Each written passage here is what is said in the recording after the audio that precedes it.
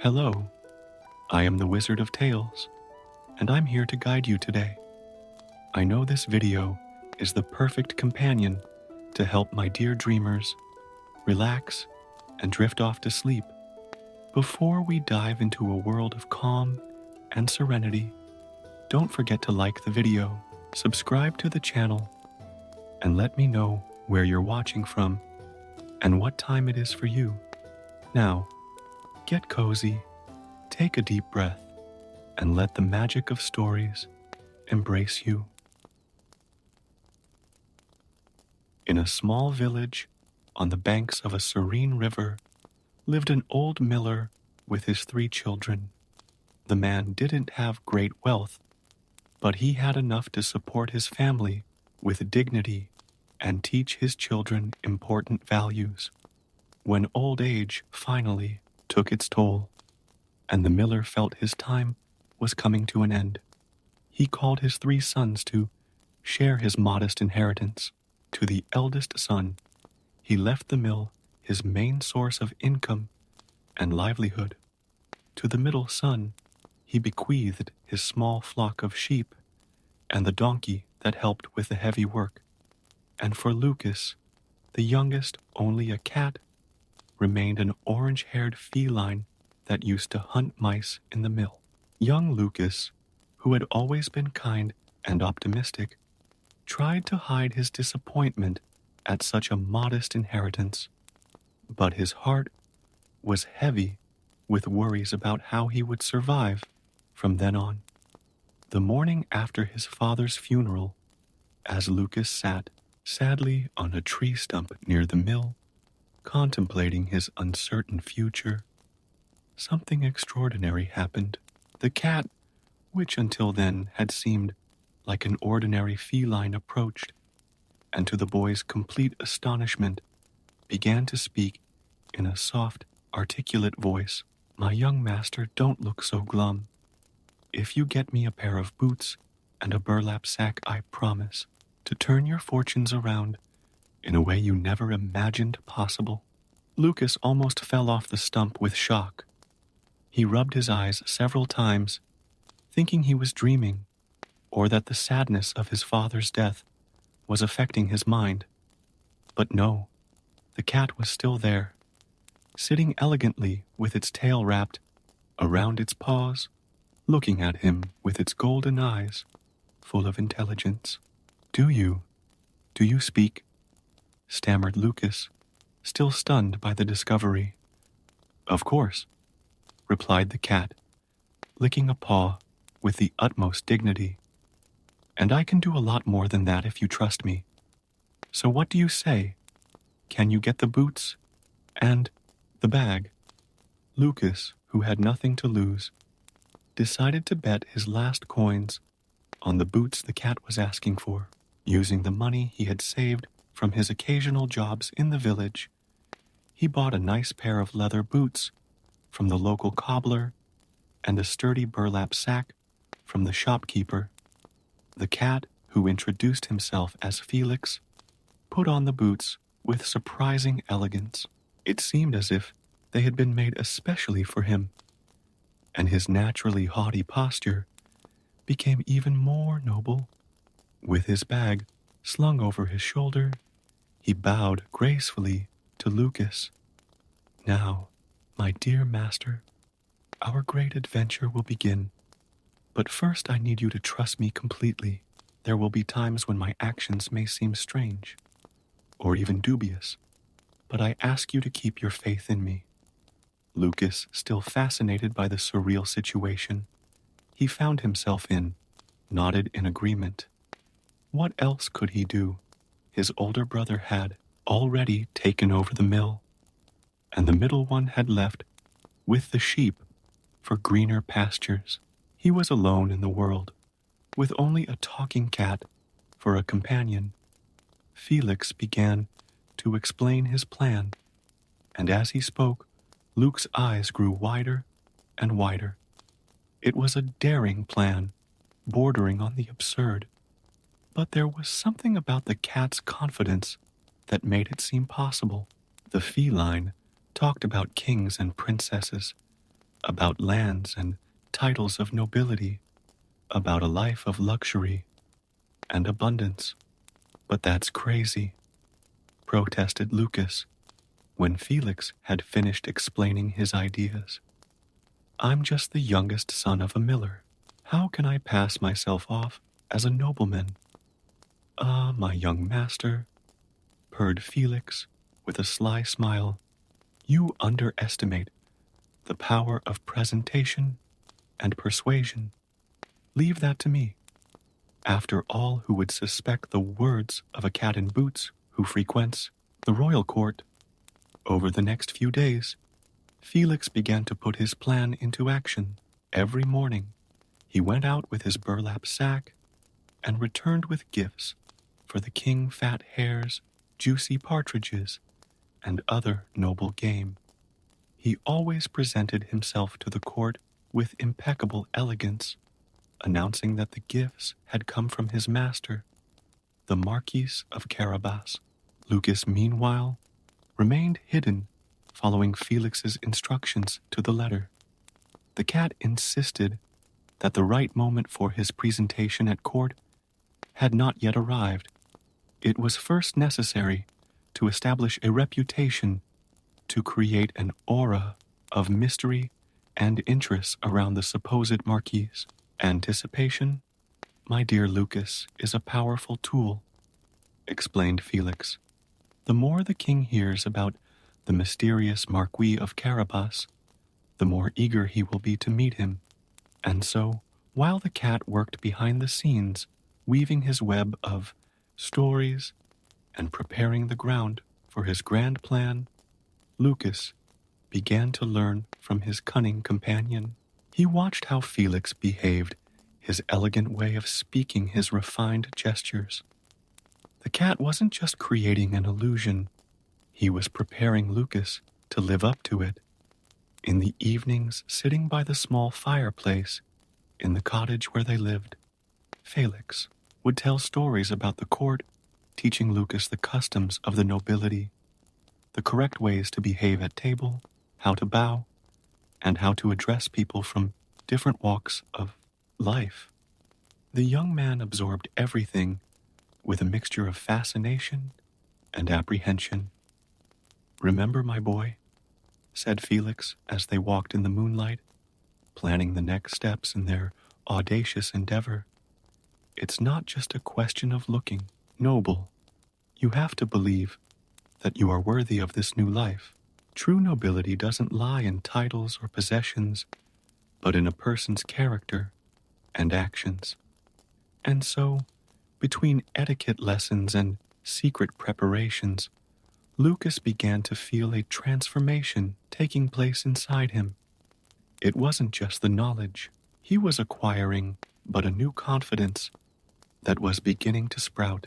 Perhaps he thought his father knew exactly what he was doing when he left him that extraordinary cat as an inheritance. As the days turned into weeks, Felix continued his mission to establish the reputation of the fictional Marquis of Carabas at the royal court.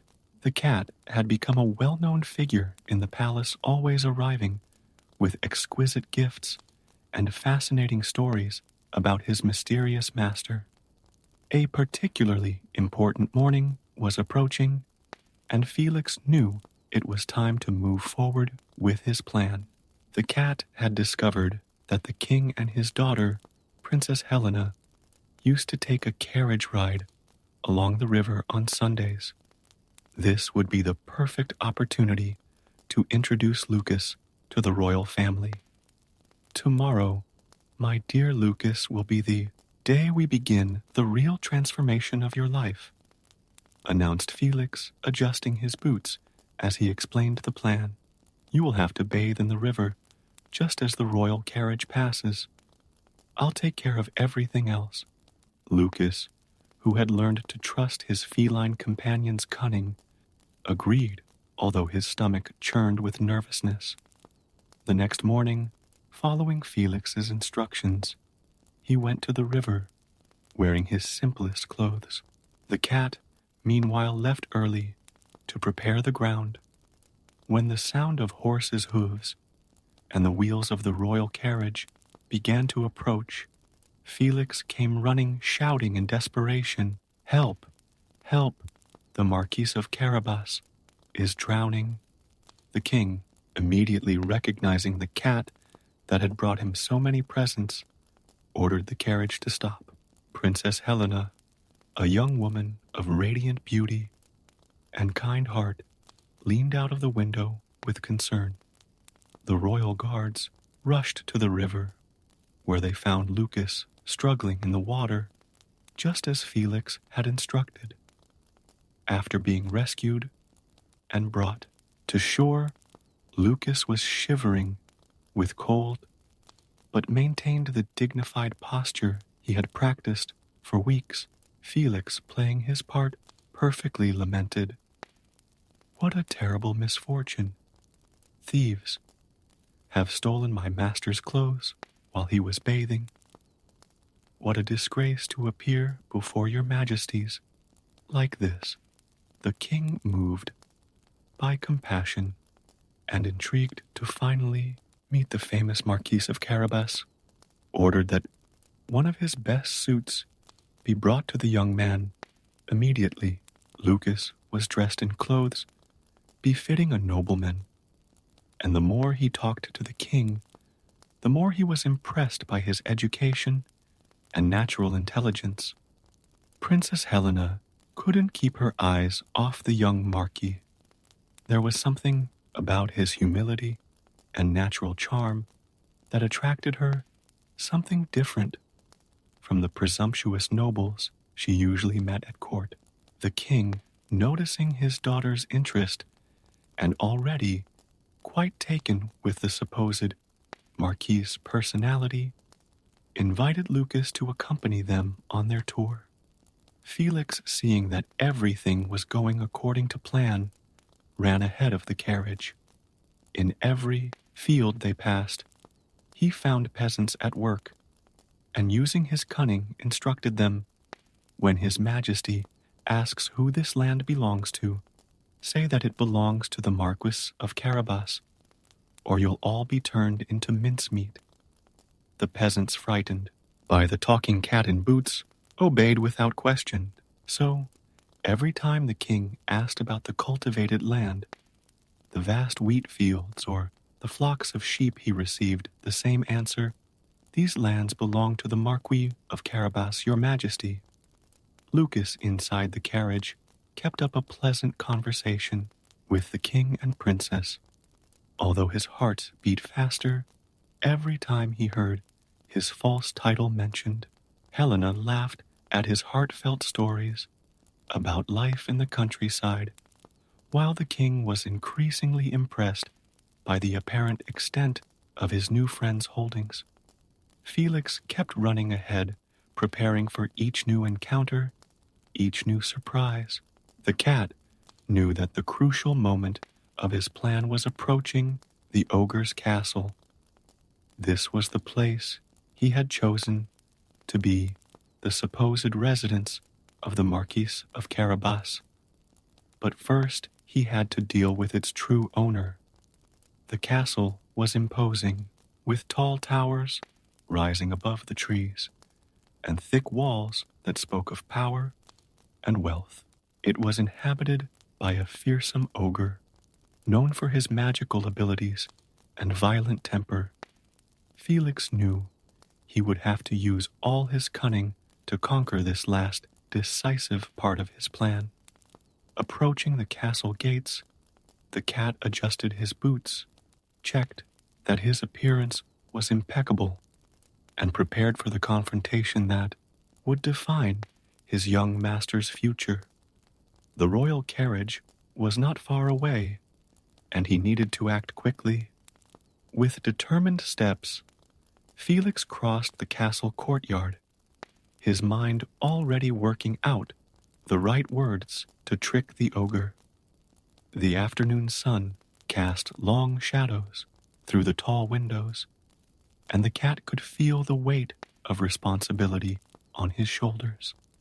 The success of his elaborate plan would depend on the next few minutes.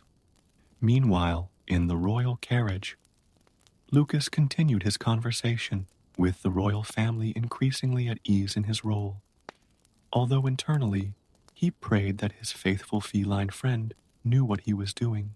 Princess Helena had approached him during the trip, and their fingers occasionally touched, sending shivers of excitement throughout his body.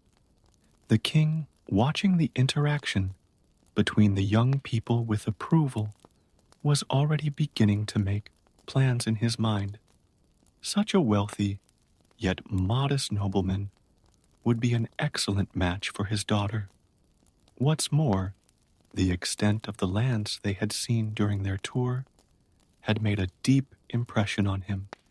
The carriage began to climb the hill towards the castle, and Lucas could feel his heart racing. Whatever Felix was planning, it was about to happen. The miller's young son, now dressed like a nobleman, looked out of the window at the looming castle towers, wondering what new trick his cunning feline companion had up his sleeve, or rather inside his boots. Felix entered the ogre's castle with deliberate steps, his boots echoing through the stone corridors. The interior was as grand as it was intimidating, with luxurious tapestries and finely crafted furniture. Following the rumors about the ogre's vanity, the cat knew exactly how to manipulate him. He found the creature sitting on an ornate throne, its sheer size making the furniture seem small in comparison. The ogre, on seeing the cat in boots, let out a thunderous laugh that made the window shake. "What brings such a well-dressed cat to my castle?" asked the ogre, amused by the unusual situation. Felix bowed elegantly before answering, "Your Honor, I have come from distant lands to witness your legendary powers. They say your magic is incomparable, that you can transform yourself into any creature you wish. I confess I have my doubts about such ability." The ogre, touched in his weak spot, stood up indignantly. "You doubt my powers, watch me." In an instant, he transformed into a majestic lion, roaring deafeningly.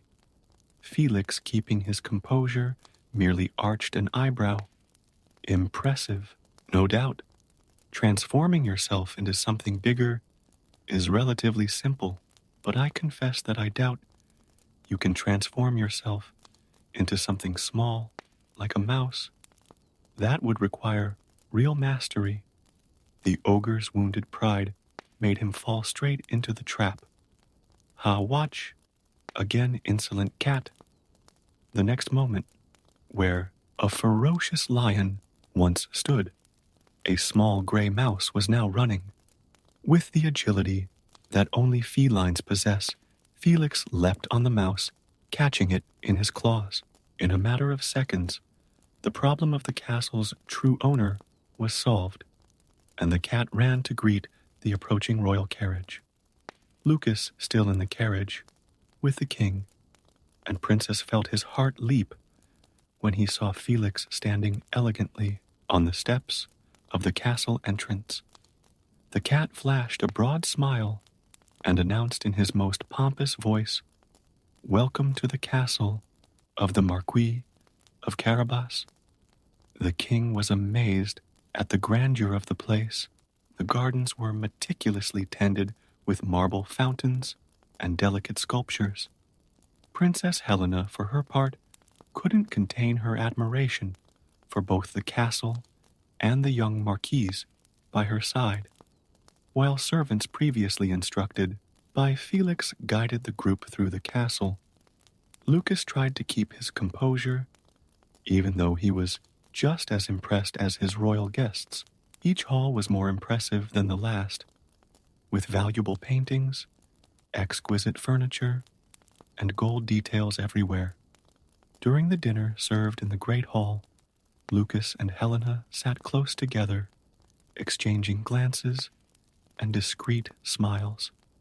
The king, pleased with everything he saw, began to make insinuations about possible alliances between the families, causing the princess to blush and Lucas to swallow. Felix watched everything with satisfaction, moving silently among the guests, making sure that every detail was perfect. His plan was working better than he had hoped. However, he knew there was still one obstacle to overcome, keeping up the charade for as long as it took to consolidate Lucas's position. As the evening progressed, Princess Helena found a moment to be alone with Lucas on one of the castle's balconies. Under the starry sky, she approached him, her eyes shining with curiosity and something more. "There's something different about you, Marquise," she said softly. "Something that distinguishes you from all the nobles I've ever met." Lucas felt his heart racing, torn between the desire to be completely honest with her and the fear of losing everything they had achieved. "Maybe it's because I come from more humble origins than you think, Princess." Helena smiled, moving even closer. "That's exactly what attracts me to you. Your humility, your sincerity, even when you're clearly keeping secrets." At that moment, Lucas realized that he was truly in love with the princess, and the weight of the deception began to weigh on his conscience. Felix, who was watching the scene from afar, recognized the conflict on his young master's face and knew that he had to act quickly to ensure that the story had a happy ending. The cat began to work out the final phase of his plan, one that would turn the lie into truth in a way that no one could question. Meanwhile, Lucas and Helena continued their conversation at the bar, sharing dreams and hopes, creating a connection that went beyond titles and social positions. The king, watching the couple from afar, smiled with satisfaction. In his mind, he was already planning a grandiose royal wedding that would unite not only two young people in love, but also two supposedly great fortunes. Little did he know that the real treasure lay not in the lands or the castle, but in the genuine love that blossomed between his daughter and the miller's son. The full moon illuminated the castle as night fell, casting mysterious shadows across the corridors. Felix walked silently, his footsteps muffled by his leather boots, plotting and planning. The cat knew that the crucial moment was approaching, when all the lies would have to become truths, or all would be lost. The next morning, Felix knew he had to act quickly to solidify Lucas's position before any suspicions could arise. The cunning cat had spent the night searching through the castle archives and discovered something extraordinary. The ancient ogre had in fact usurped the castle from its true owners many years ago, and the original ownership documents still existed hidden away in a secret chamber. While Lucas and the royal family had breakfast in the garden, Felix worked tirelessly in the castle cellars, recovering old documents and organizing evidence. The cat knew he needed to transform his young master from an impostor into a legitimate nobleman, and the castle's history could provide that opportunity. Helena, sitting next to Lucas during breakfast, couldn't contain her smiles as she observed the simple and genuine way in which he marveled at the little things like the taste of an exotic fruit or the song of the birds in the manicured gardens. The king, for his part, continued to be impressed by his future son-in-law's apparent modesty, interpreting every gesture of surprise as a display of refined humility. "My dear Marquis," said the king between sips of his tea, "I must confess that your way of managing your estates is admirable. Your fields are the most prosperous I've ever seen, and your servants seem truly happy. Lucas swallowed dryly, feeling the weight of the lie. But before he could reply, Felix appeared elegantly, carrying a set of ancient documents in his booted paws. "Forgive the intrusion, your majesties," purred the cat with his usual dignity, "but I have discovered something in the castle's old libraries that I believe to be of great historical interest." The king, curious by nature, asked to see the documents. Felix, with all the pomp that the situation demanded, began to unroll parchments yellowed by time. The documents revealed a fascinating story. The castle and the surrounding lands had originally belonged to an ancient and noble family, the real Carabas, who had mysteriously disappeared 2 generations ago. "And the most extraordinary thing, your majesty," continued Felix, his golden eyes shining with cunning, "is that I have found evidence linking our young Marquis to this noble lineage.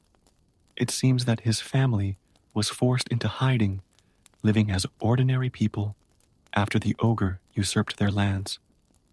Lucas looked at his feline companion with a mixture of astonishment and admiration. Somehow Felix was turning his lie into a truth even more extraordinary than the fiction they had created. Princess Helena, who had approached to examine the documents, held Lucas's hand tightly. "That explains so much," she whispered. "The way you behave so different from the other nobles. You were brought up away from it all, unaware of your true heritage." The king studied the documents carefully, occasionally, letting out exclamations of surprise. Felix had done meticulous work, including family trees, property records, and even old correspondence that corroborated his story. "This is extraordinary," the king finally exclaimed.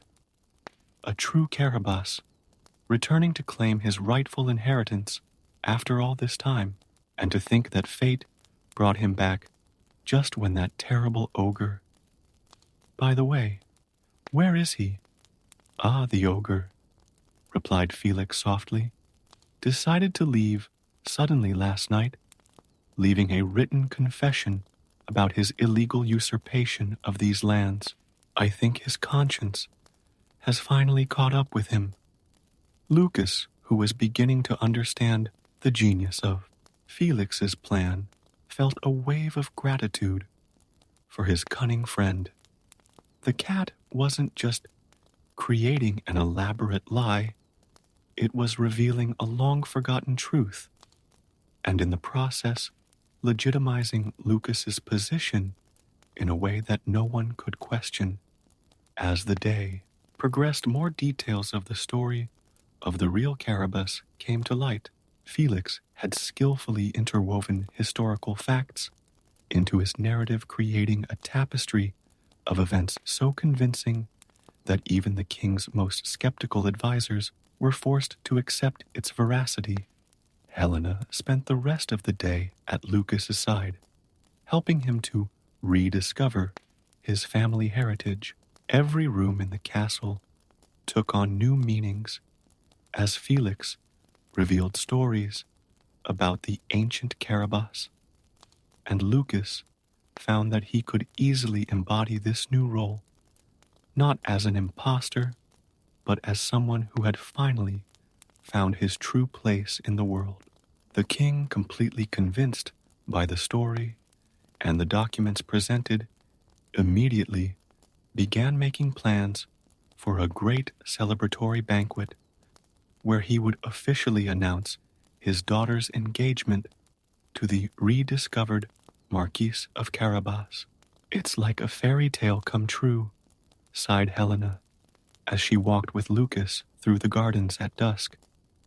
A prince disguised as a commoner returning to reclaim his kingdom. Lucas, looking into the princess's eyes, felt that he could finally be completely honest at least about his feelings. The real treasure I have found here is not these lands or this castle, he said softly, but you, my princess. Felix watched the couple from afar, satisfied with the outcome of his plans. The cat knew that his cunning had not only secured his young master's future, but also provided a happy ending that would benefit everyone. The castle lands would once again prosper under Luke's fair stewardship, and the kingdom would gain a future ruler who understood both the nobility and the common people. In the days that followed, the castle buzzed with preparations for the great celebratory banquet. Luke is now officially recognized as the legitimate Marquis of Carabas, dedicated himself to learning about the administration of his lands, always under the watchful eye and insightful advice of Felix. The cat had become an even more respected figure at court, known not only for his cunning, but also for his wisdom in matters of state. The king's advisors often sought his opinion, and Felix took every opportunity to strengthen his young master's position.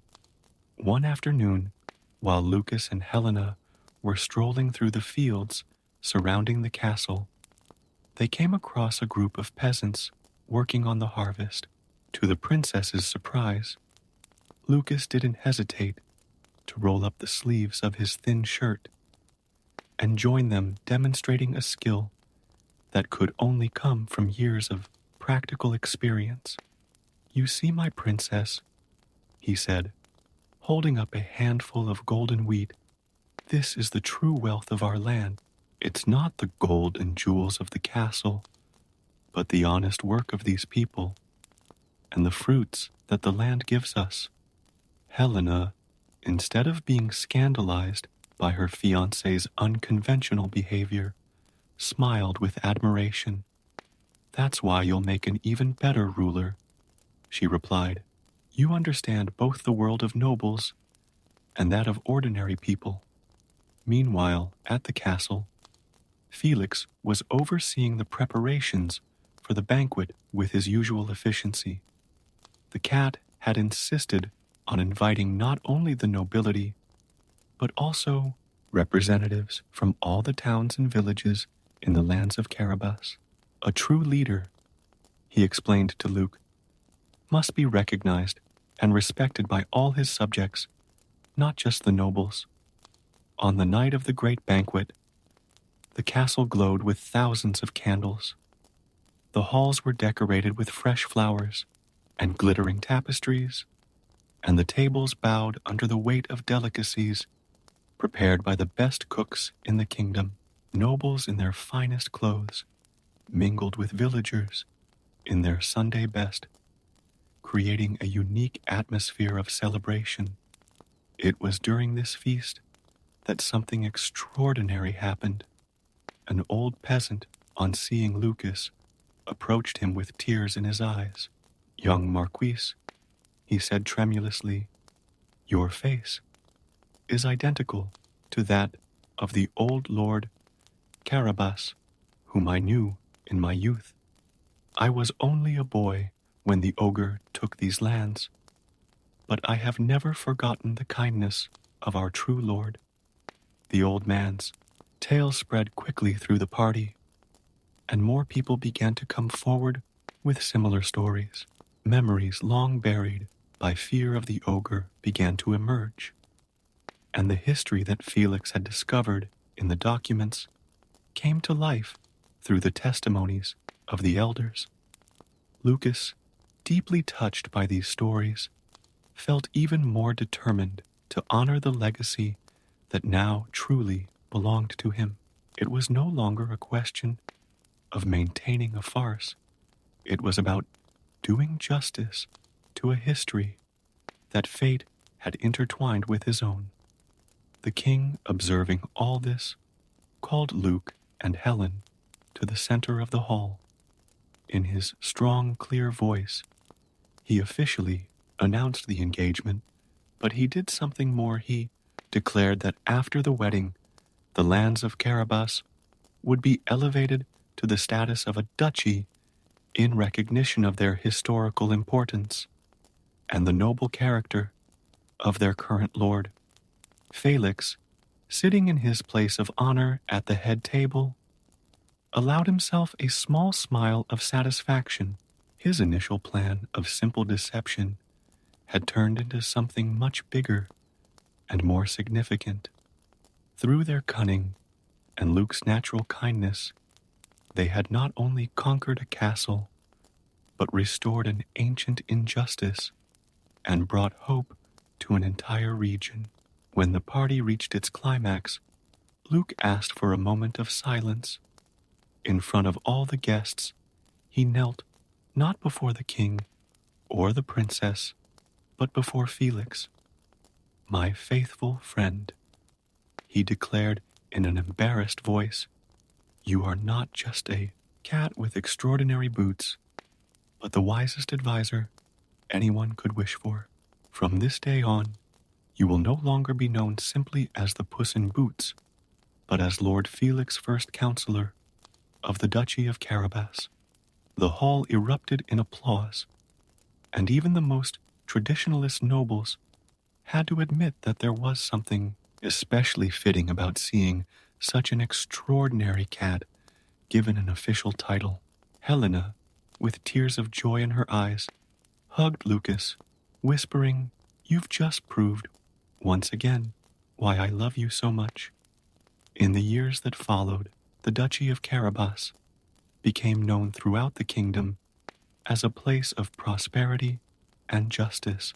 Lucas and Helena ruled with wisdom and compassion, always advised by the perceptive Lord Felix, who continued to wear his famous boots across the land, ensuring that everyone was treated fairly. And so, what began as a simple inheritance, a cat left to a miller's youngest son, became a story of love, justice, and redemption. Felix had not only changed his young master's fate, but had helped create a legacy that would be remembered for generations. On winter evenings in front of the castle fireplace, Lucas and Helena told this story to their children, while Felix, comfortably settled on his velvet cushion, purred contentedly. The cat knew that his greatest cunning was not in deceiving a king or defeating an ogre, but in recognizing and nurturing the true nobility that always existed in the heart of a simple miller's son.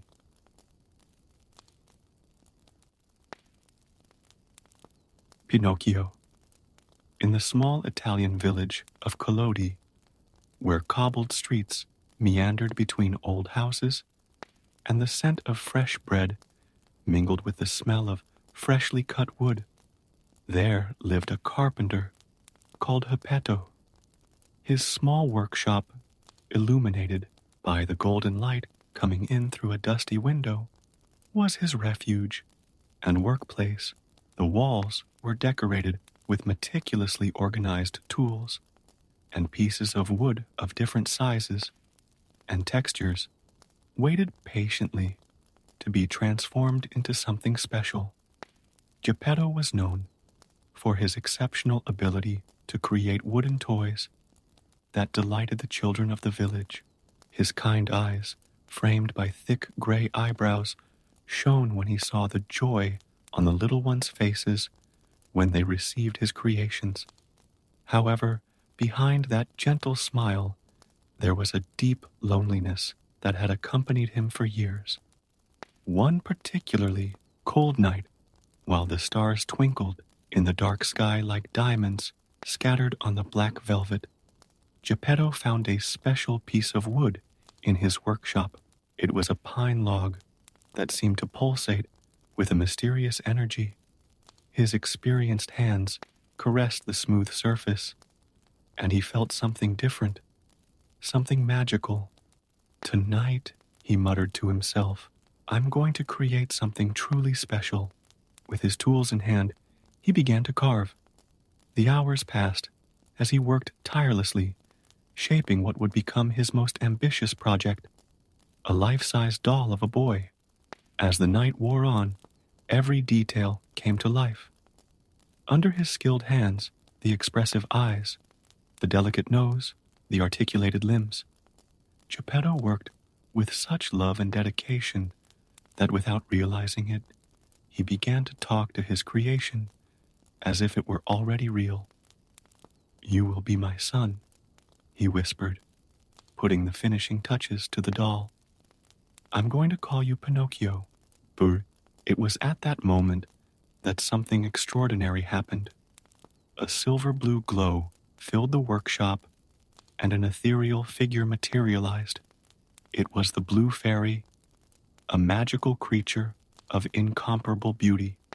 Her hair fluttered like silk in the wind even though there was no breeze in the room. "Geppetto," her melodious voice echoed through the workshop, "your pure heart and sincere love have touched the realm of magic. Tonight, your wish will be granted." With a graceful flick of her wand, the fairy cast an enchantment over the wooden doll. Tiny sparks of light danced around Pinocchio, and to Geppetto's amazement, the puppet began to move. First, the toes twitched, then the knees bent, and finally the wooden eyes blinked, revealing a glimmer of life. "Dad," was the first word that came out of Pinocchio's wooden lips, making Geppetto's heart overflow with joy. The Blue Fairy, however, had an important warning. "Pinocchio can become a real boy, but first he must prove his worth. He must learn the difference between right and wrong, be brave, honest, and selfless." It was then that a little cricket, who had always inhabited Geppetto's workshop, also received a special gift from the fairy. Transformed into a talking cricket, he would be Pinocchio's conscience, a guide on his journey to becoming real.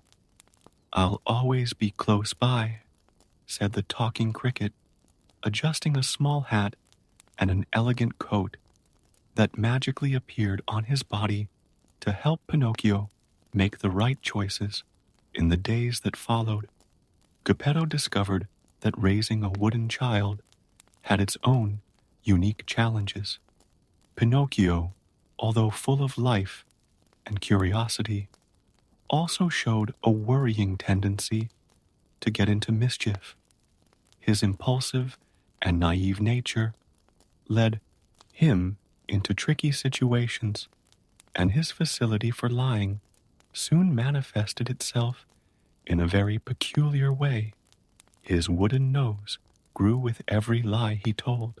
Remember Pinocchio constantly warned the talking cricket, "The truth is always the best way."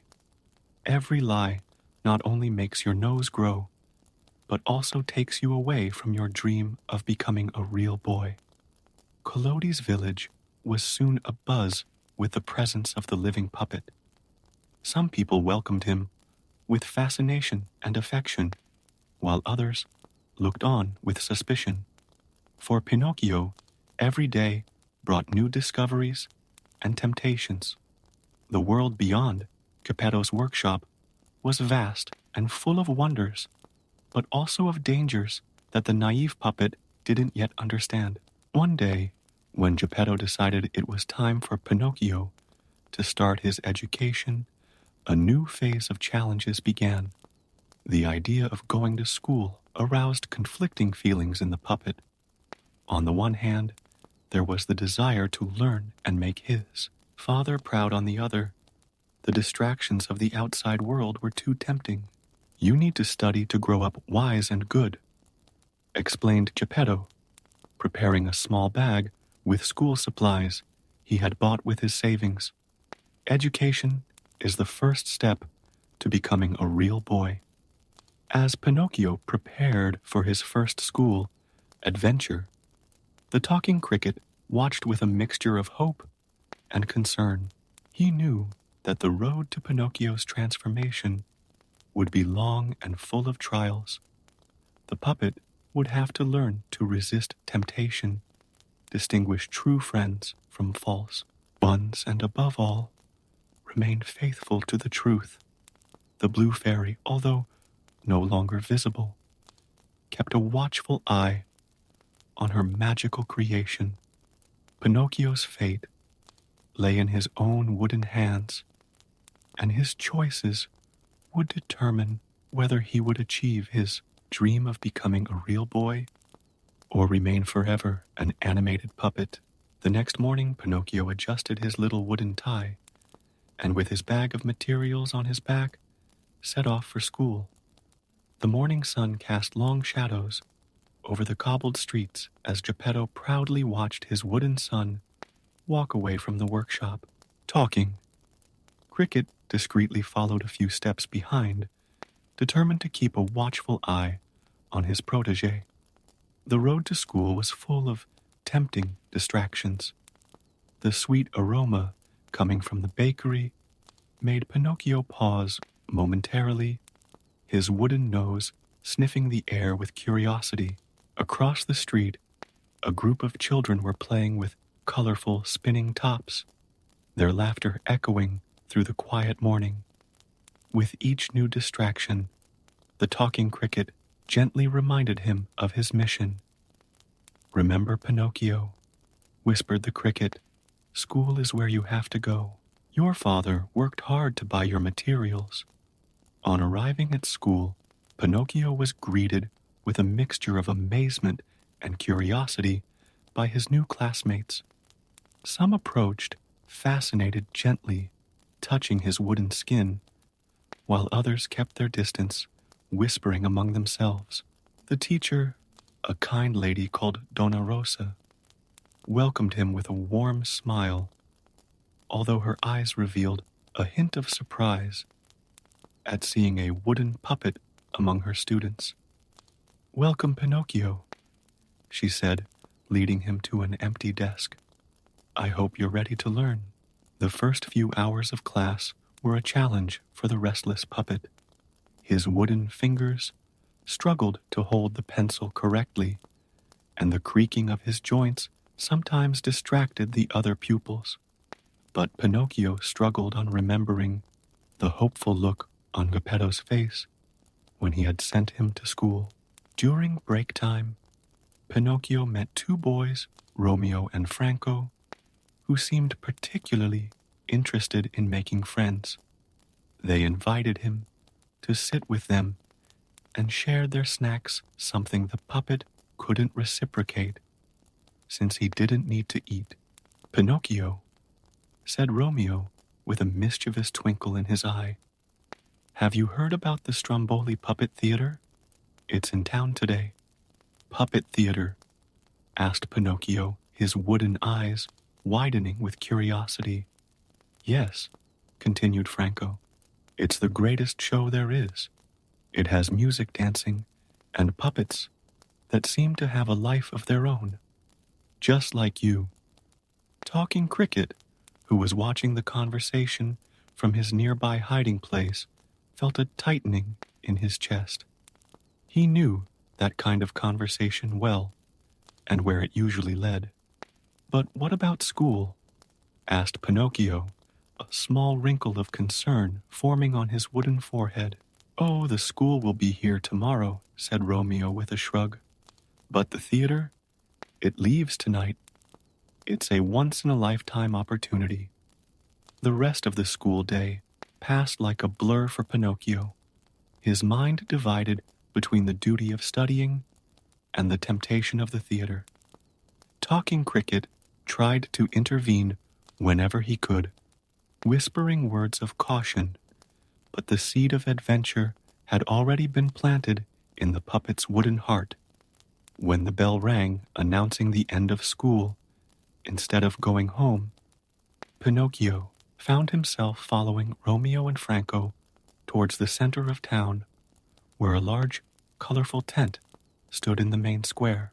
"Pinocchio, think again," implored the talking cricket, jumping frantically to his side. "Your father will be worried, and the school." But the puppet was mesmerized by the sound of the music coming from the tent. the glare of the lights and the buzz of the crowd. His wooden heart beat faster with the excitement of the adventure ahead. Inside the tent, the spectacle was even more impressive than Romeo and Franco had described. Puppets danced and sang, performing impossible acrobatics in the air. Pinocchio watched with wide eyes, completely oblivious to his responsibilities. It was then that Stromboli, the master of ceremonies, a burly man with an exuberant mustache and calculating eyes, noticed something special in the audience. A wooden puppet that moved without strings. His eyes lit up with greed as he imagined the possibilities. "How wonderful!" exclaimed Stromboli, approaching Pinocchio after the show. "A puppet that moves by itself. You'd be the star of my show." Pinocchio was flattered by the attention. The idea of becoming a star, of having people applaud and admire him, was too tempting to resist. Talking Cricket desperately tried to make his voice heard amid the excitement of the moment. But what about Geppetto? Reminded Cricket. What about his dream of becoming a real boy? Meanwhile, in his workshop, Geppetto looked anxiously out of the window, waiting for his wooden son to return. The hours passed, and his worry grew by the minute. He didn't know that his little Pinocchio was about to embark on an adventure that would test not only his courage, but also his loyalty and honesty. Night was beginning to fall on Collodi, and Pinocchio's choices would set him on a path full of consequences he couldn't yet imagine. The theater of Stromboli held dark secrets behind its colorful curtains, and the wooden puppet was about to discover that not all glitter is gold. Stromboli led Pinocchio backstage, showing him the dressing rooms full of hanging puppets and glittering costumes. The wooden puppet was amazed by it all, imagining himself on stage being applauded by hundreds of people. The businessman, with his deep voice and grandiose gestures, painted a tantalizing picture of fame and fortune. "Imagine my young friend," said Stromboli, his eyes shining with ill-concealed ambition. "You will be the greatest attraction this theater has ever seen. A puppet that moves without strings. The audience will love it." Talking Cricket, who was watching everything from a dark corner, felt his little heart squeeze with worry. He knew that kind of seductive promise well, and was desperately trying to make his voice heard. "Pinocchio, think of your father," begged Cricket. "Geppetto must be worried to death." But the puppet was too bewitched by the promise of glory to listen to the advice of his conscience. Stromboli presented a contract vaguely explaining its terms, while pointing to where Pinocchio should sign. "It's just a formality," assured the businessman, his smile not reaching his eyes. "You'll be rich and famous." His hands shaking with excitement, Pinocchio signed the contract without reading it, hardly realizing that he had just committed himself to something much more serious than he had imagined. Romeo and Franco, who had disappeared discreetly during the conversation, reappeared only to receive a few coins from Stromboli, their reward for bringing yet another attraction to the theater. Pinocchio's first show was a resounding success. The audience was enchanted by the puppet who danced and sang without the need for strings. His natural movements and genuine expressions provoked sighs of admiration and enthusiastic applause. For a few hours, Pinocchio felt truly special. However, after the show, when he tried to go out to visit Geppetto, he discovered the true nature of his deal with Stromboli. The businessman locked him in a metal cage, revealing his true face. "You belong to me now, doll," growled Stromboli, his once mellifluous voice now filled with cruelty. "That contract you so happily signed gives me all rights to you." Pinocchio's wooden heart sank. Tears of regret streamed down his face as he realized the terrible mistake he had made. Talking Cricket, who had managed to sneak into the cage, tried to console him. "Oh, Cricket," sobbed Pinocchio, "why didn't I listen to your advice? Now I'll never see my father again. I'll never be able to go to school. I'll never become a real boy." As the night progressed, the circus began to move on to the next town. The cart, carrying Pinocchio's cage, bumped along the dark roads, each kilometer increasing the distance between him and his beloved father. Meanwhile, in Collodi, Geppetto searched frantically for his son. He roamed the dark streets of the town, knocking on every door, asking everyone he met if they had seen his precious wooden doll. His voice, hoarse from calling for Pinocchio, echoed through the empty streets. In the moving cage, Pinocchio tried to think of a way to escape. It was then that he had an idea. Perhaps he could convince Stromboli to let him go just for a short visit to his father. "Mr. Stromboli," he called out as the businessman passed. Can I just pay my father a quick visit? I promise I'll be back." "Your father," laughed Stromboli, sarcastically. "A piece of wood doesn't have a father. You're just property, my property." At that moment, Pinocchio's nose began to grow, not because he had lied, but because he had promised something he knew he wouldn't keep. The sudden growth of his nose surprised Stromboli, who took a frightened step backwards. Talking Cricket, seeing an opportunity, quickly whispered to Pinocchio, "Use that to your advantage. Maybe we can find a way to escape." The puppet understood the plan. He began to tell deliberate little lies, making his nose grow longer and longer until it extended beyond the bars of the cage. With each new lie, the nose grew even longer, creating a kind of lever that began to force the prison bars. Stromboli watched in horror as the metal bars began to crack under the pressure of the growing nose. With a final snap, the cage opened, and Pinocchio, taking advantage of the confusion, leapt to freedom, with the talking Cricket clinging tightly to his clothes. They ran off into the night, chased by the furious screams of Stromboli and his assistants. The wooden puppet had never run so fast in his life, his jointed limbs creaking with the effort. The talking Cricket guided him through the darkness, helping him to pick his way back home. The full moon illuminated their path as they got deeper and deeper into the forest that surrounded the road. The sounds of the chase gradually subsided until all that was left was the silence of the night and the soft rustle of their footsteps on the dry leaves. Exhausted and regretful, Pinocchio finally stopped to rest under a large tree. His nose, still elongated from his lies, slowly began to return to its normal size as he admitted his mistakes to himself and to the talking Cricket. "I've learned my lesson," he said softly. "I'll never disobey my father or ignore his advice again, Cricket. Now, I just need to find my way back home."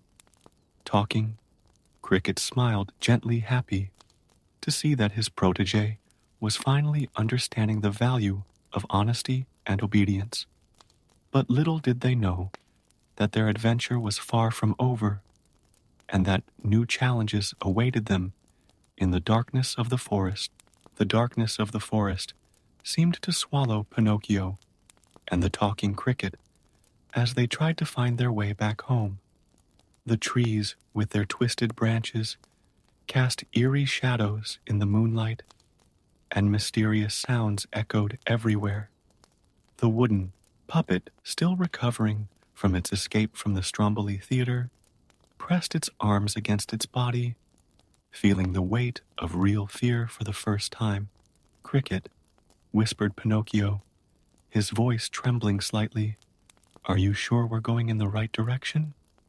Talking, Cricket, sitting on his protégé's shoulder, tried to remain calm, although he was also worried. "Well, the stars can guide us," he replied, looking up at the sky through the treetops.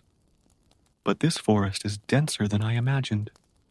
As they walked, they encountered other forest creatures, owls that watched them with glowing eyes, foxes that sneaked through the bushes, and even some fireflies that for a moment reminded Pinocchio of the theater lights that had bewitched him hours before. Suddenly they heard children's voices and distant laughter. An orange light flickered between the trees, and the smell of roasting food hung in the air. Pinocchio, hungry for company, immediately wanted to investigate, but Talking Cricket held him back. "Careful, Pinocchio," he warned. "We've been in enough trouble for one day." But the puppet's curiosity was stronger. Approaching silently, they discovered a clearing where several boys were gathered around a campfire. It was a peculiar group, children of different ages, all with expressions of rebellious joy on their faces. "Look at that," exclaimed one of the boys, pointing to Pinocchio. "A puppet that walks." Before they could run away, they were surrounded by the group. To Pinocchio's surprise, the children showed no fear or repulsion, but genuine interest. The leader of the group, a boy called Lampwick, with tousled red hair and a sly smile, approached. "Welcome to the land of pleasures," announced Lampwick, bowing exaggeratedly. "Here there are no rules, school or adults, to tell us what to do." Talking Cricket immediately realized the danger, but Pinocchio was fascinated. The boys told stories about a magical place where children could do whatever they wanted, eat sweets all day, play endlessly, and never have to study or work. "Come with us," insisted Lampwick. "A magical wagon will pick us up at dawn. In the land of pleasures, you'll be free." The wooden doll felt torn. The promise of endless fun was tempting, but the memory of Geppetto's worried face haunted him. Talking Cricket seized this moment of hesitation to intervene. "Pinocchio, remember what happened the last time you followed strangers," he whispered urgently. "Think of your father." But the children kept trying to convince him, showing him toys, sweets, and games they had brought with them.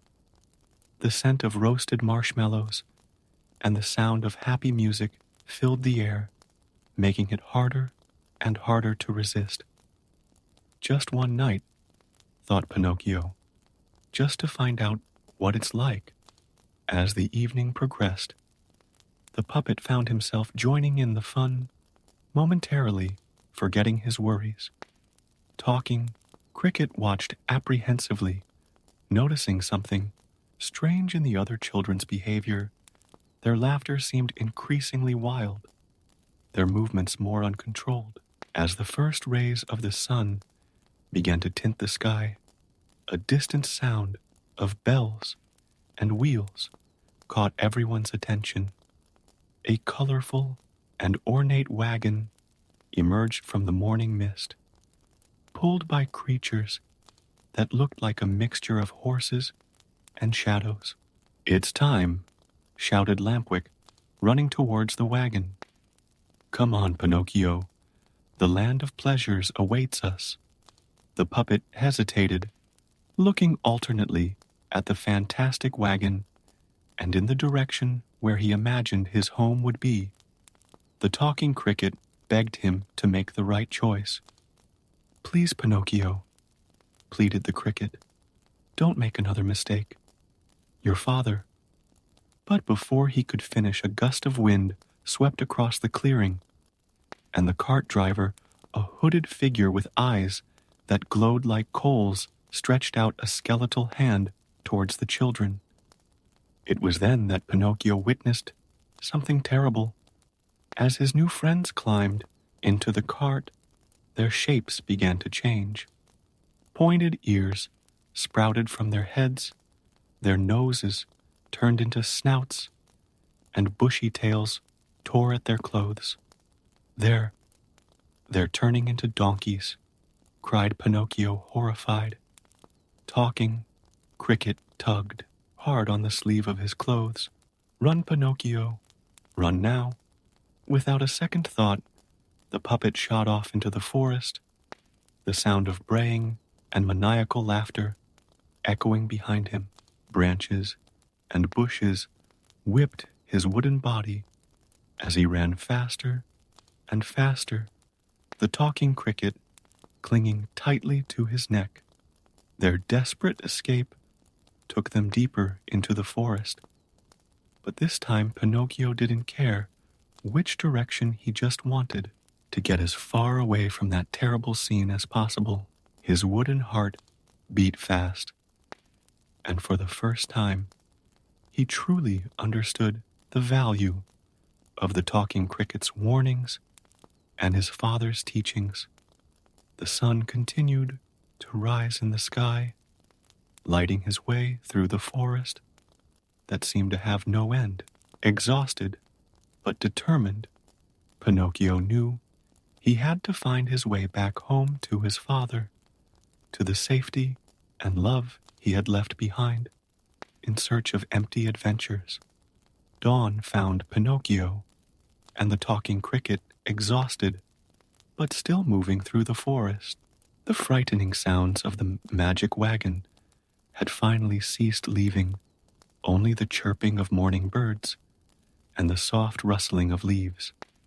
The wooden puppet, although tired, felt a new determination growing in his heart.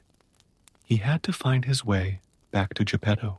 You know, Cricket, said Pinocchio as they walked, ever since I came to life, I've caused my father nothing but worry. First school, then the Stromboli Theater, and now this. His voice shook slightly as he remembered the children turning into donkeys. The talking cricket, who had remained silent for most of the escape, adjusted his little hat and replied wisely, the important thing is not the mistakes we make, Pinocchio, but what we learn from them. As they made their way through the forest, they began to notice subtle signs of civilization, a better defined trail, some marks on trees, and eventually the distant sound of a stream that Pinocchio recognized from nearby Collodi. Hope was reborn in their hearts. However, the way back still held one last challenge. As they approached the stream, they heard cries for help coming from the water. Running to the shore, they saw something that chilled their hearts. Geppetto was in a small boat that had capsized in the strong current. Dad, cried Pinocchio, his wooden heart almost stopping at the sight of his father struggling against the turbulent waters. He must have gone out to look for you, exclaimed the talking cricket, jumping up anxiously. Without a second's hesitation, Pinocchio dived into the water. Being made of wood, he floated naturally, but the current was strong and threatened to sweep him away. With determined strokes, he swam towards his father, who was already showing signs of tiredness.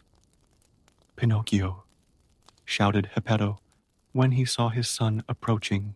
Careful, my son, the current is too strong. The puppet struggled against the water, using his natural lightness to reach Geppetto. When he finally reached him, he slung an arm around his father and began to swim back to the shore. The extra weight made progress more difficult, and Pinocchio could feel the water soaking his wood, making his movements heavier. Talking Cricket on the shore organized a group of forest animals to help squirrels stretched out long branches. Birds flew low, offering guidance, and even a beaver quickly began to build a small dam to slow down the current. With an extraordinary joint effort, Pinocchio managed to bring his father to the shore. They both fell exhausted onto the grass, Geppetto coughing up water, and Pinocchio feeling his wooden limbs heavier than ever. "My son," said Geppetto between gasping breaths, "I've been looking for you everywhere. When I heard about a wooden puppet in the traveling theater—" "Oh, father," interrupted Pinocchio, tears streaming down his wooden face, "forgive me. I've been such a fool. I disobeyed, I lied, and I almost turned into a donkey. All you wanted was to give me education and love, and all I did was cause trouble." To his surprise, Geppetto hugged him tightly, not caring about the water dripping off his son's soaked wood. "The important thing is that you're here now and that you've learned from your mistakes." At that moment, a familiar blue glow began to envelop Pinocchio. The blue fairy materialized before them, her gentle smile lighting up the damp forest. "Pinocchio," her melodious voice echoed, "you have finally understood the value of truth, courage, and family love. By risking your own life to save your father, you have proved yourself worthy of the gift you so desperately wanted." With a flick of his wand, blue sparks danced around the wooden puppet. Pinocchio felt a strange warmth spreading throughout his body, starting with his heart. His wood began to transform, becoming soft skin and real hair. His painted eyes came to life, and his nose, the nose that had so often given him away, became an ordinary boy's nose. Geppetto watched in amazement as his wooden son transformed into a real boy before his eyes. The talking cricket jumped for joy, and the forest animals celebrated with trills and whistles. I'm real," exclaimed Pinocchio, touching his face and arms in amazement. "You've always been real in your heart," said the blue fairy. "Now your exterior only reflects the truth that was inside you." The journey home was full of joy. Geppetto wouldn't let go of his son's hand, now warm and alive, and the talking cricket followed them proud of his role in Pinocchio's journey of transformation. When they arrived in Collodi, they found the town exactly as they had left it, but everything looked different to the new Pinocchio. The school, which had once seemed like a prison, now represented an opportunity for growth. The temptations of the street, which once led him astray, now seemed small in the face of the joy of being true and honest. In Geppetto's workshop, while his father prepared hot soup for them to recover from their adventure in the stream, Pinocchio looked out of the window at the starry sky. The same sky that had witnessed his antics was now watching a boy transformed not only in appearance, but in spirit. "Cricket," Pinocchio called softly, "will you continue to be my conscience?" Talking Cricket, who was settled in his favorite spot on the tool shelf, smiled. "I'll always be here to help. But now you have your own strong and true conscience. Use it wisely." And so, the puppet who dreamed of being a real boy finally got his wish, not through simple magic, but through lessons, learned truths, accepted and unconditional love. The story of Pinocchio would become a Collodi legend, told through generations as a reminder that honesty, courage, and family love are the true ingredients of the magic that turns dreams into reality.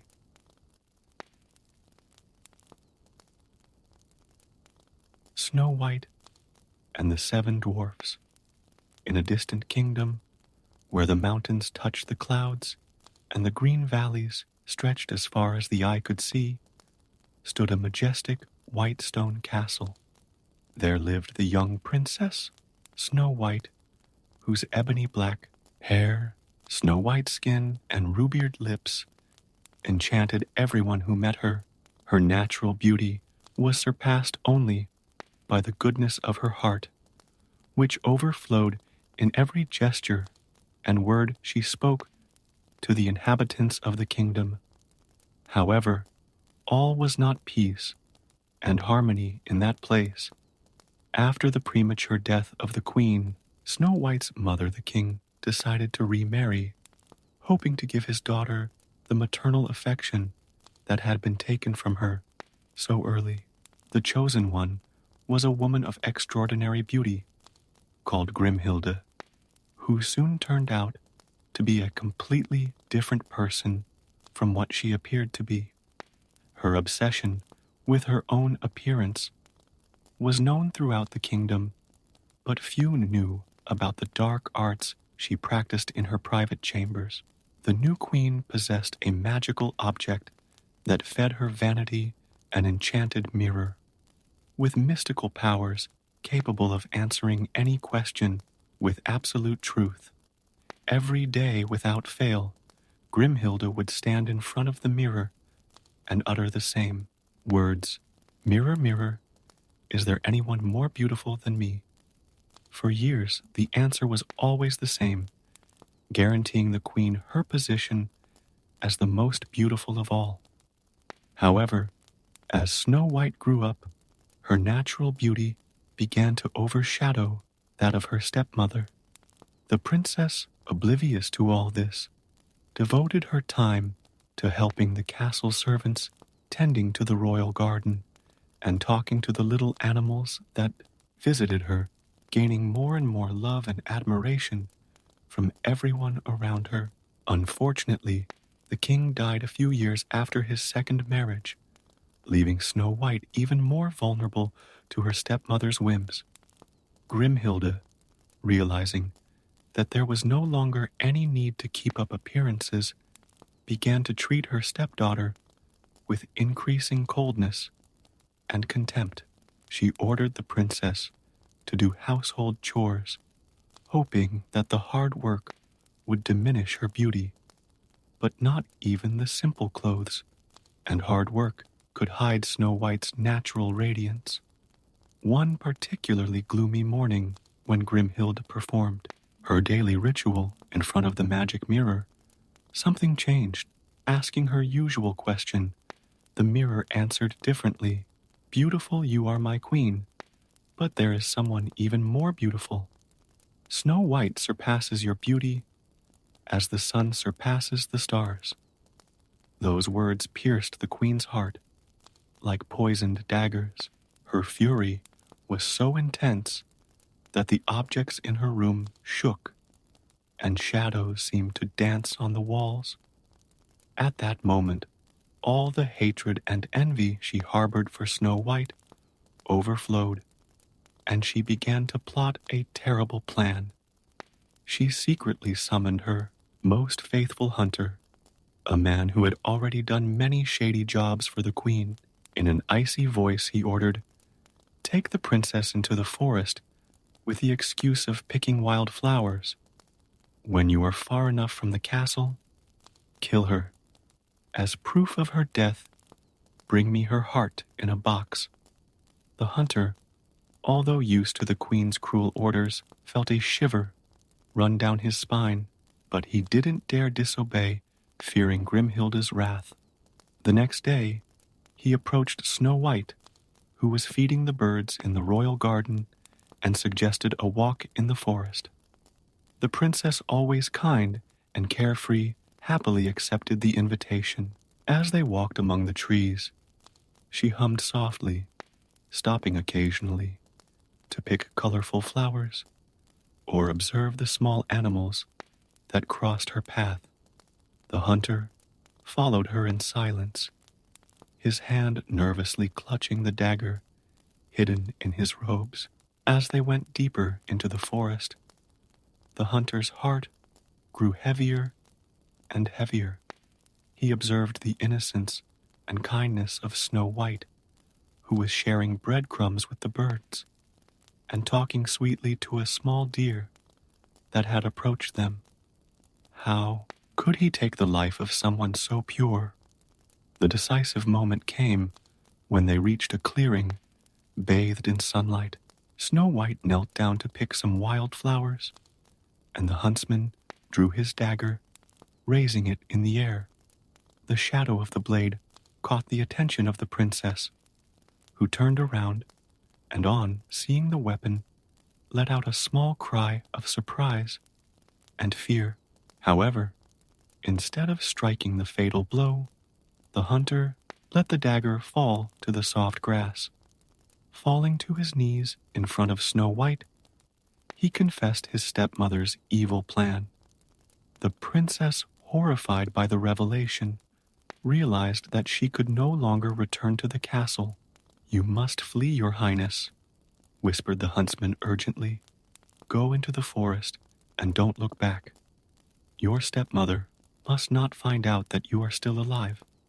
I will bring her the heart of a wild animal, but you must promise never to return to the castle." Snow White, with tears in her eyes, but determination in her heart, agreed. Getting up quickly, she began to run into the forest, while the huntsman watched her silhouette disappear between the trees. The young princess's fate was now in the hands of Providence, and her journey had only just begun. Snow White ran through the forest until her legs could take no more. The sun was beginning to set, and the shadows of the trees were becoming more and more threatening. Exhausted and frightened, the princess curled up next to a large tree, trying to catch her breath. The sounds of the forest, once so familiar and comforting, now seemed fraught with danger. Small forest animals, sensing her distress, began to approach cautiously. A sparrow perched on his shoulder, while 2 rabbits flocked to his feet. His natural kindness towards animals had created a special connection with the forest creatures, who now seemed willing to repay his kindness. "Oh, my little friends," whispered Snow White, stroking one of the rabbits. "I don't know where to go or what to do." Tears streamed down her face as the reality of her situation began to set in. She was alone, homeless, and her own stepmother wanted her dead. The animals, as if they understood her dilemma, began to move around curiously. The sparrow flew a few meters ahead, chirping insistently, while the rabbits hopped in the same direction. Snow White, understanding that they wanted to guide her, got up and followed her little friends into the forest. After a walk that seemed to take hours, the animals led her to a small clearing where a peculiar little house stood. It was a modest but cozy building with a chimney from which a thin line of smoke came out. The windows were lit, suggesting that someone was at home. Approaching cautiously, Snow White noticed that the house seemed strangely small, as if it had been built for children. She knocked lightly on the door, but received no response. After a few attempts, she decided to turn the handle. Discovering that the door was unlocked, the inside of the house was a real mess. Dirty dishes were piled up in the sink, clothes were scattered on the floor, and a fine layer of dust covered the furniture.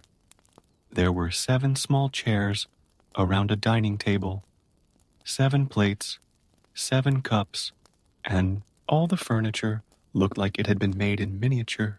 What a curious place, thought Snow White.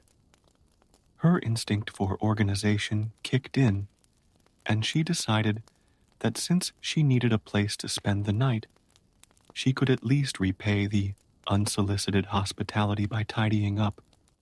With determination, she began to clean. She swept the floor, washed the dishes, organized the clothes, and dusted the furniture. The forest animals, still her faithful companions, helped in any way they could. The birds carried small objects, while the squirrels used their fluffy tails as natural dusters. As she worked, Snow White discovered more about the mysterious inhabitants of the house. Upstairs, she found 7 small beds each, with a name carved into the headboard: Master, Angry Happy Snooze, Achim, Naughty, and Dunga. What peculiar names, she muttered to herself as she tidied up the beds. The hard work and emotions of the day began to take their toll, and Snow White felt tiredness overwhelm her body. Pulling together some of the small beds, she improvised a larger one where she could rest. She had barely laid her head on the pillow when she heard voices approaching. They were deep male voices, humming a cheerful tune. His initial panic soon gave way to curiosity when he saw through the window 7 small men marching in single file, carrying pickaxes on their shoulders. They were dwarves. Snow White realized miners who probably worked in the nearby mountains. Their faces were dirty with coal, but their eyes shone with joy as they sang about their day's work. The princess quickly pretended to sleep, curious to see how they would react when they found her. The dwarves entered the house still singing, but stopped abruptly when they noticed the changes. The first of them, who seemed to be the leader, raised his lantern and surveyed his surroundings with wide eyes. "By the crystals of the mountains," he exclaimed, whom Snow White deduced to be the master, "someone's been here." "The house is clean," observed another with a beaming smile. Surely it was happy. "And the dishes are washed," grumbled a third, frowning, no doubt angry. The dwarves continued their inspection of the house, whispering among themselves, until a particularly loud sneeze, obviously from Achim, drew their attention to the upper floor. They climbed the stairs cautiously, finding Snow White apparently asleep in her bed. "A girl," whispered Dengoso, blushing slightly. "A princess," corrected Master, recognizing her delicate features and fine clothes, even if they were a little dirty from her escape into the forest.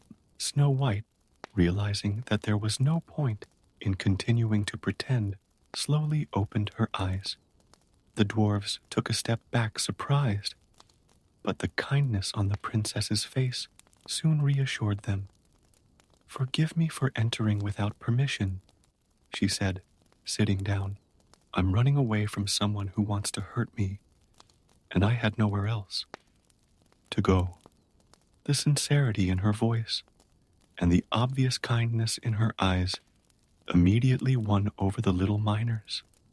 Even Angry, who maintained a suspicious expression, seemed less frowny than usual. Snow White told her story to the dwarves, who listened attentively to every word. When she had finished, Master sniffed and looked at his companions before speaking. "Well, since you've cleaned our house so well," he began, "and tidied up our beds," added Happy, "and you look like you could really use some help," added Naughty, "you can stay with us." They all concluded in unison, except for Dunga, who just smiled and nodded enthusiastically. Relief and gratitude flooded Snow White's heart. She had finally found a safe place to hide, and more importantly, she had found friends who would protect her. As the dwarves moved around the house, preparing a simple but welcoming dinner, the princess felt for the first time since her escape that perhaps everything might be all right. Over the next few days, Snow White established a pleasant routine with the 7 dwarfs. Every morning, she greeted them with a warm smile as they left for the mines after preparing them a nutritious breakfast. During the day, she occupied herself with household chores, singing happily while the forest animals helped her with her tasks. The dwarf's house had never been so welcoming. The curtains, once dusty, now danced cleanly in the breeze coming through the windows. The garden took on new life with the flowers Snow White had planted, and the scent of her homemade delicacies often filled the air. The little miners, used to a simple and sometimes sloppy life, marveled at the changes the princess had brought to their home. Each dwarf, in their own way, developed a special affection for her. Master always made sure she was safe before leaving for the mines, giving her advice on how to protect herself. Happy brightened her days with jokes and funny stories. Even Angry, despite his grumpy ways, showed his concern by leaving little gems he found in the mines on her bedside table. However, the peace of this new life was about to be disturbed. In the castle, Queen Grimhilda had discovered the hunter's treachery. When she realized that the heart in the box was that of an animal, her fury was devastating. Consulting her magic mirror again, she discovered that Snow White was still alive, protected in the house of the 7 dwarfs. "If you want something done right, do it yourself," muttered the queen, descending into the dungeons of the castle where she kept her secret laboratory. There, among bubbling potions and books on black magic, she began to devise her diabolical plan. For days, he worked tirelessly on his deadliest potion. He mixed poisonous herbs, distilled snake venom, and added evil incantations. The result was a tantalizing, looking apple red as blood, shiny as a jewel. A single piece would be enough to send its victim into eternal sleep. To complete her disguise, the queen prepared a transformation potion. She drank the bitter liquid and watched through her mirror as her beauty faded. Her black hair turned white and thin, her smooth skin wrinkled like old parchment, and her delicate hands turned into gnarled claws. Now she looked like an old fruit, seller unrecognizable in the eyes of her stepdaughter. Meanwhile, in the dwarf's house, Snow White was busy preparing a blackberry pie. The small fruits had been collected by the birds that always accompanied her, and she hummed happily as she worked on the pastry. Dunga, who occasionally stayed at home due to minor accidents in the mine, watched her graceful movements in the kitchen with fascination. Mestre had been especially emphatic that morning about the dangers of trusting strangers. "Don't open the door to anyone," he had warned. "Your stepmother is cunning and may appear in disguise."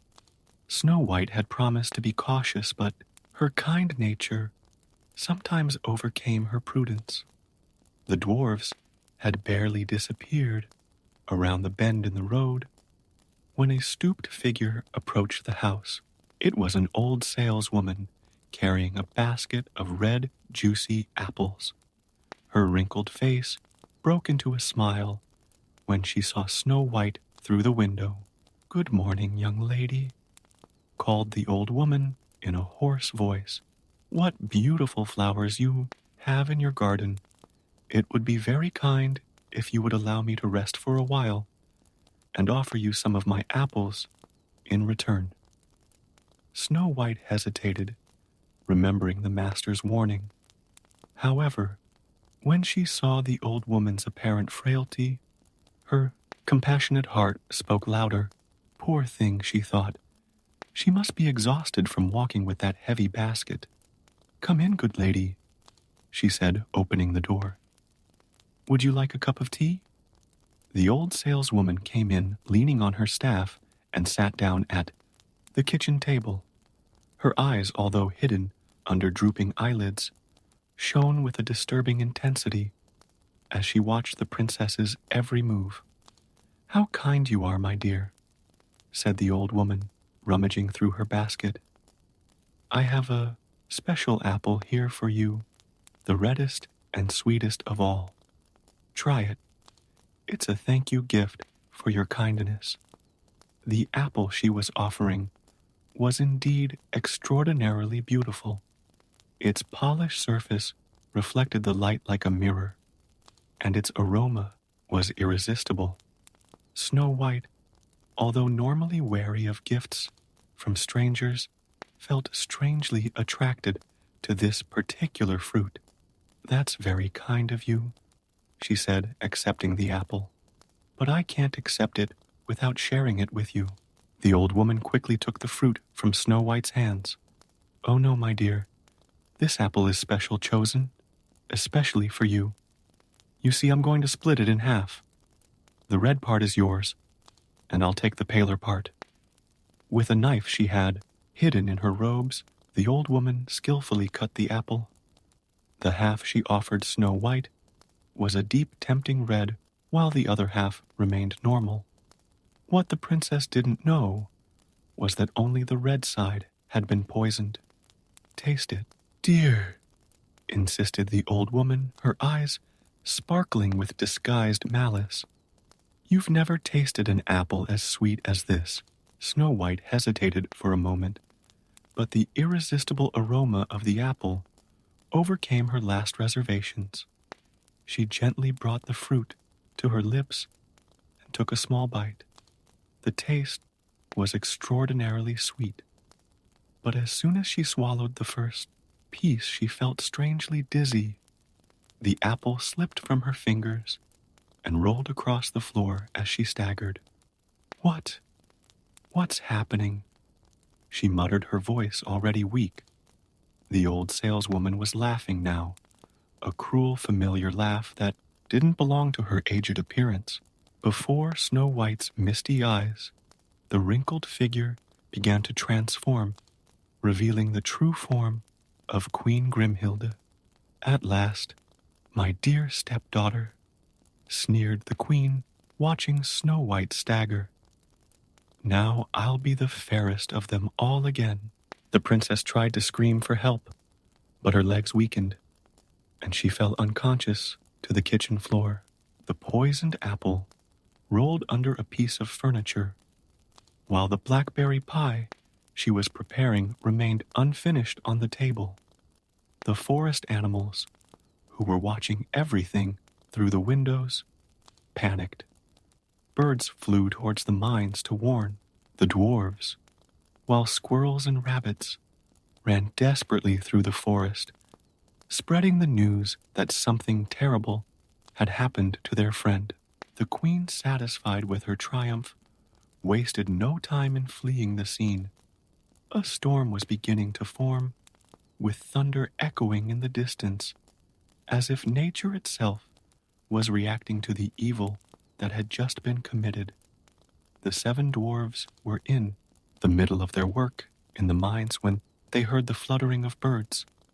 Master was the first to realize that something was wrong. Brothers, he called, we need to go back. Snow White may be in danger. Abandoning their tools, the dwarves ran back home. The rain was starting to fall, making the path slippery and dangerous. But that didn't stop them. Angry, usually the grumpiest, was now running the fastest, his heart tight with worry.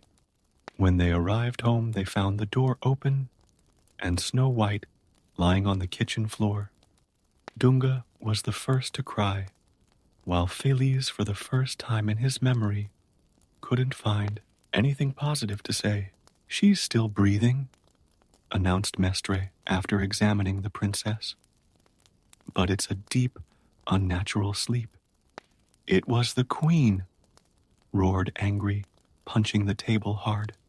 That wicked witch managed to trick us. The dwarfs carefully carried Snow White upstairs and laid her on their joined beds. Her beauty remained intact, her skin as white as snow, her lips as red as blood, and her ebony black hair spread out over the pillow. She only seemed to be asleep, but none of the efforts to wake her had any effect. For days, the dwarfs kept vigil by Snow White's side. They couldn't accept the idea of burying her, as she remained as beautiful as ever, without any sign of deterioration. Achim picked fresh flowers every morning to place around her, while Dengoso kept the windows open so that the gentle forest breeze could enter the room. News of the princess's fate spread through the forest and the neighboring kingdoms. Animals of all kinds came to pay their respects, and even the birds stopped singing, as if all of nature was in mourning. It was Seneca who suggested building the crystal skiff. "We can't keep her indoors forever," he said in one of his rare moments of lucidity. "But we can't bury her in the cold earth either." The dwarves worked day and night using their mining skills to create the most beautiful crystal skiff ever seen. They built it with diamond-clear panels held together by delicate gold carvings. They placed it in a special clearing where the sun's rays could bathe Snow White during the day, and the stars would watch over her sleep at night. When they had finished the work, they carefully transferred the princess's body. They dressed her in her most beautiful dress, decorated her hair with wildflowers, and laid her gently inside the skiff. The crystal lid was placed reverently, sealing Snow White in her eternal sleep, but allowing her beauty to be admired forever. The days turned into weeks, and the weeks into months. The dwarfs established a routine of caring for the coffin, always keeping fresh flowers around and ensuring that no harm came to their beloved princess. Each of them, in their own way, kept hoping for a miracle. News of Snow White's fate eventually reached distant kingdoms, bringing visitors from all over to see the legendary princess in her crystal skiff. Among these visitors, stories began to circulate about a young prince who had set off on a long journey, determined to find and awaken the sleeping beauty he had heard so much about. And so, while Snow White remained in her enchanted slumber, protected by the love of the 7 dwarfs and the purity of her own heart, fate began to weave the threads of a new story, a story of true love that could have the power to break even the most powerful of curses.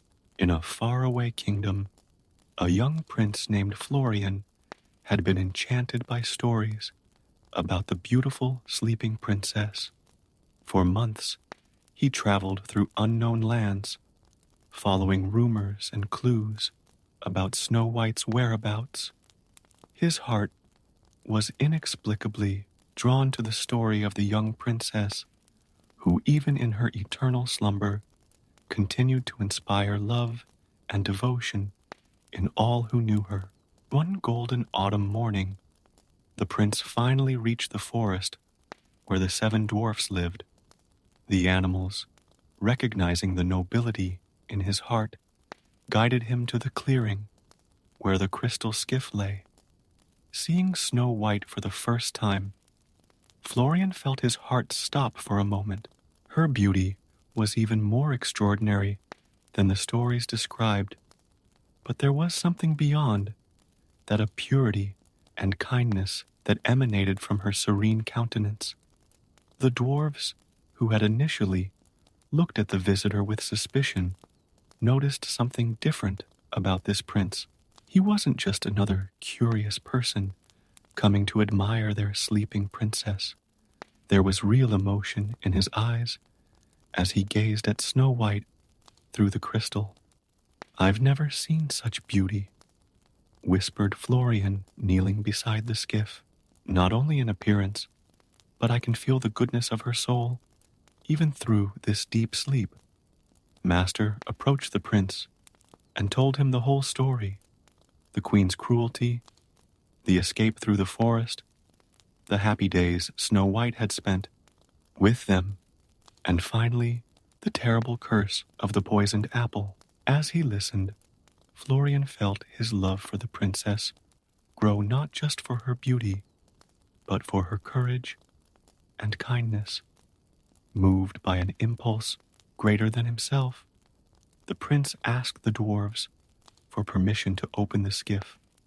After a moment's hesitation and a quick conference among themselves, they agreed. Carefully, the crystal lid was removed, and for the first time in months, the forest breeze touched Snow White's face directly. Florian leaned over her, his heart beating wildly. "If I may, my princess," he whispered, "I would like to seal my love with a kiss." And so gently, his lips touched Snow White's in a kiss that was pure and true. The moment their lips met, a wave of magical energy swept through the forest. The flowers opened their petals, the birds began to sing again, and a golden light seemed to envelop the skiff. Slowly, the color began to return to Snow White's cheeks, and her eyes opened as if awakening from a long dream. Where am I?" she murmured, her eyes meeting those of the prince. "Safe," replied Florian, gently holding her hand. "And loved." The dwarves exploded in joy around them. Dunga danced in circles. Happy couldn't stop laughing, and even Angry had tears in his eyes, although he tried to disguise them. The animals of the forest came in droves celebrating the awakening of their dear friend. In the castle, Queen Grimhilda was standing in front of her magic mirror when she felt a sharp pain in her chest. "Mirror, mirror," she asked urgently, "is there anyone more beautiful than me?" The mirror replied in a stronger voice than usual, "Beautiful you are, my queen, but Snow White, awakened by the kiss of true love, surpasses your beauty as the sun surpasses the stars." Moll, the queen's fury, was her own undoing. In her fit of rage, she knocked over several potions from her secret laboratory, creating a magical reaction that completely consumed her. The magic mirror cracked from top to bottom, and its evil power was finally broken. Snow White and Florian were married in a ceremony held in the forest itself. The 7 dwarfs were the guests of honor, and all the forest animals took part in the celebration. The princess, now queen, insisted on keeping the dwarf's little house as her second home, where she could always return whenever she wanted to be with her dear friends. The couple ruled with wisdom and kindness, transforming their kingdom into a place where beauty was measured not by appearance, but by the goodness of the heart.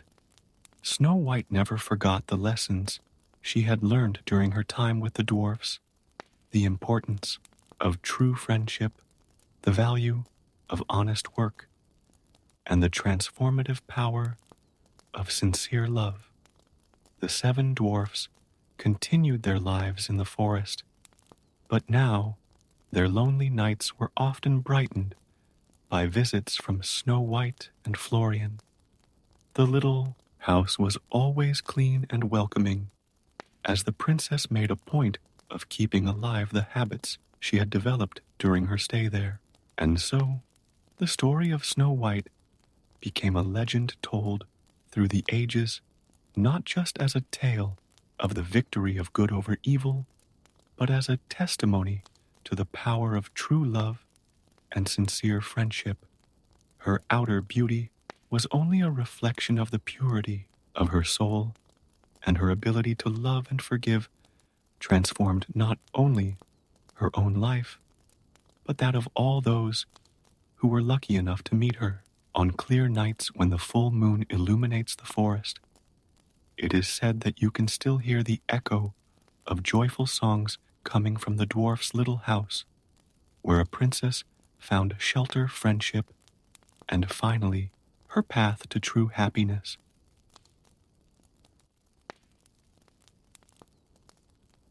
In the bustling streets of Agrabah, where the intense sun turned the sand into a golden carpet, Aladdin leapt nimbly between the market stalls. His bare feet already knew every stone and every shortcut in the city that was both his home and his playground. With his shaggy black hair and threadbare clothes, he might have looked like just another young beggar to the hurried shopkeepers, but his charismatic smile and sparkling eyes revealed a different soul. Catch thief! The cry echoed through the market as Aladdin, with a loaf of newly acquired bread under his arm, deftly dodged the crowd. Beside him, his faithful companion, Abu, a small brown-furred monkey, chirped excitedly, also carrying his share of the booty. It's not stealing to survive, is it, Abu? Aladdin winked at his furry friend as he dodged down a narrow alleyway. The furious vendor lagged behind, shaking his fists in the air. For Aladdin, every day was a new adventure on the streets of Agrabah, even if not always for the noblest of reasons. At the same moment, inside the majestic palace that towered over the city like a glittering jewel, Princess Jasmine watched the horizon from her golden balcony. Her long black hair danced in the brief desert breeze, while her pet tiger Raja rested lazily at her feet. The princess sighed, bored with the walls that imprisoned her and the rules that dictated her life. Another suitor today, Raja, she murmured, stroking the tiger's head. Another arrogant prince who only sees a crown, not a person. The animal growled in sympathy. The laws of the kingdom were clear. Jasmine had to marry a prince before her next birthday, which was fast approaching. Meanwhile, in the depths of the palace, Grand Vizier Jafar was plotting in his gloomy office. Tall and slender, with his black and red robes and snake-shaped staff, he was the embodiment of ambition. Next to him, Iago, his sarcastic red parrot, watched as the vizier consulted ancient scrolls. The lamp must be somewhere, Iago, Jafar muttered, his black eyes shining with malice. And when I find it, not even the Sultan can stand in the way of my destiny to rule Agrabah. His obsession with the legendary magic lamp grew by the day, as did his plans to usurp the throne. Back on the streets, Aladdin finally reached his refuge, an abandoned building at the top of the city with a privileged view of the palace. Sharing his bread with Abu, he watched the sun set over the golden domes. Look at that, Abu, he said, pointing to the palace. People with so much, while others have so little. The monkey nodded, chewing thoughtfully. One day, friend, things will be different. One day we'll live in a palace, have servants and treasures. His reverie was interrupted by a commotion in the streets below. A new prince was arriving to woo the princess, his extravagant entourage pushing people out of the way. Aladdin watched with disgust at the display of arrogance. The next day, Aladdin was again in the market streets when he saw something that would change his life forever. A little girl was crying after a cruel shopkeeper snatched an apple from her hands. Without thinking twice, Aladdin grabbed an apple from another stall and handed it to the little girl, who smiled gratefully before running off. It was at that moment that he saw her, a young woman of extraordinary beauty, watching the scene with approval. Jasmine had escaped from the palace, disguised in simple clothes, determined to experience life beyond the royal walls. Their gazes met, and something inexplicable passed between them. Before Aladdin could approach, palace guards appeared searching for the missing princess. In the ensuing confusion, a mysterious old man approached Aladdin, whispering about a magical cave in the desert and a treasure that could change his life. Only someone with a pure heart can enter the Cave of Wonders, said the old man, who was actually Jafar in disguise. Someone like you, young man. Aladdin, still thinking about the mysterious market girl and dreaming of a better life, didn't notice the malice in the old man's eyes. He accepted the proposal, unaware that he was about to be involved in an adventure far greater than he could have imagined. That night, as the moon illuminated the desert dunes, Aladdin and Abu followed the mysterious old man out of the city. The Cave of Wonders appeared out of the sand like an apparition, the head of an enormous tiger with eyes as bright as rubies. Remember, warned the old man, bring me only the lamp. All the rest of the treasure you find will be yours. His words were honey, but they hid poison. Aladdin looked at Abu, who was clinging nervously to his shoulder. Well, friend, what could possibly go wrong? He smiled, trying to hide his own apprehension. With a determined step, he crossed the fangs of the cave, descending into the mysterious depths that would change his fate forever. What he didn't know was that that night would mark the beginning of a journey that would test not only his courage, but also his character. Story where he would discover that true riches don't always shine the brightest, and that love can be found in the most unexpected places. Meanwhile, above the city, Princess Jasmine was also thinking about the kind young man she had met in the market, without imagining that their paths were about to cross in ways that neither of them could have foreseen. The darkness of the Cave of Wonders engulfed Aladdin and Abu as they descended a long stone staircase. The young man held a torch that the mysterious old man had given him, its dancing flames casting sinister shadows on the ancient walls. Abu clung tightly to his friend's shoulder, his small eyes wide with apprehension. Calm down, Abu, whispered Aladdin, trying to sound more confident than he really felt. Think of all the treasures we can find down here. We'll never have to steal to eat again. As they advanced, the cave opened up into a gigantic chamber that took Aladdin's breath away.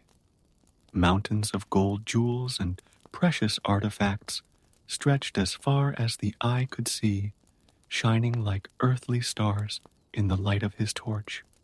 Abu immediately jumped off Aladdin's shoulder, mesmerized by an enormous ruby the size of an orange. Abu, no, Aladdin warned, remembering the old man's warning. We can only touch the lamp. Remember. The monkey pouted, but reluctantly moved away from the tempting jewel. As they crossed the sea of riches, Aladdin couldn't help thinking about the girl in the market. With all that wealth, perhaps, he could impress her, offer her a life of comfort and luxury. His thoughts were interrupted when something caught his eye, an ornate carpet floating a few centimeters above the ground. Abu, do you see that? Aladdin rubbed his eyes in disbelief. The carpet, realizing it had been noticed, waved one of its tassels as if greeting the visitors. It's a flying carpet, a magic carpet. The carpet approached gracefully, making a theatrical bow that drew laughter from Aladdin. Abu, initially frightened, soon found himself fascinated by his new magical companion. The carpet began to make animated gestures, as if it wanted to show them something. "Do you know where the lamp is?" asked Aladdin. The carpet nodded vigorously and began to float towards a distant staircase. "Good. Show me the way, friend." Outside the cave, Jafar maintained his elder disguise, but his patience was beginning to wear thin. "That brat is taking too long," he grumbled to Iago, who was hiding in his robes. "The lamp should be in my hands before dawn."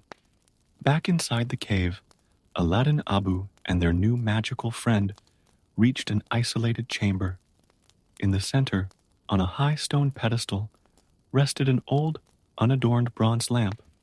Mysterious rays of light converged on it, as if the whole place had been built to protect this simple object. "All this way for that old lamp," Aladdin commented, carefully climbing the steps of the pedestal. Abu made a sound of disappointment, clearly more interested in the treasures they had left behind.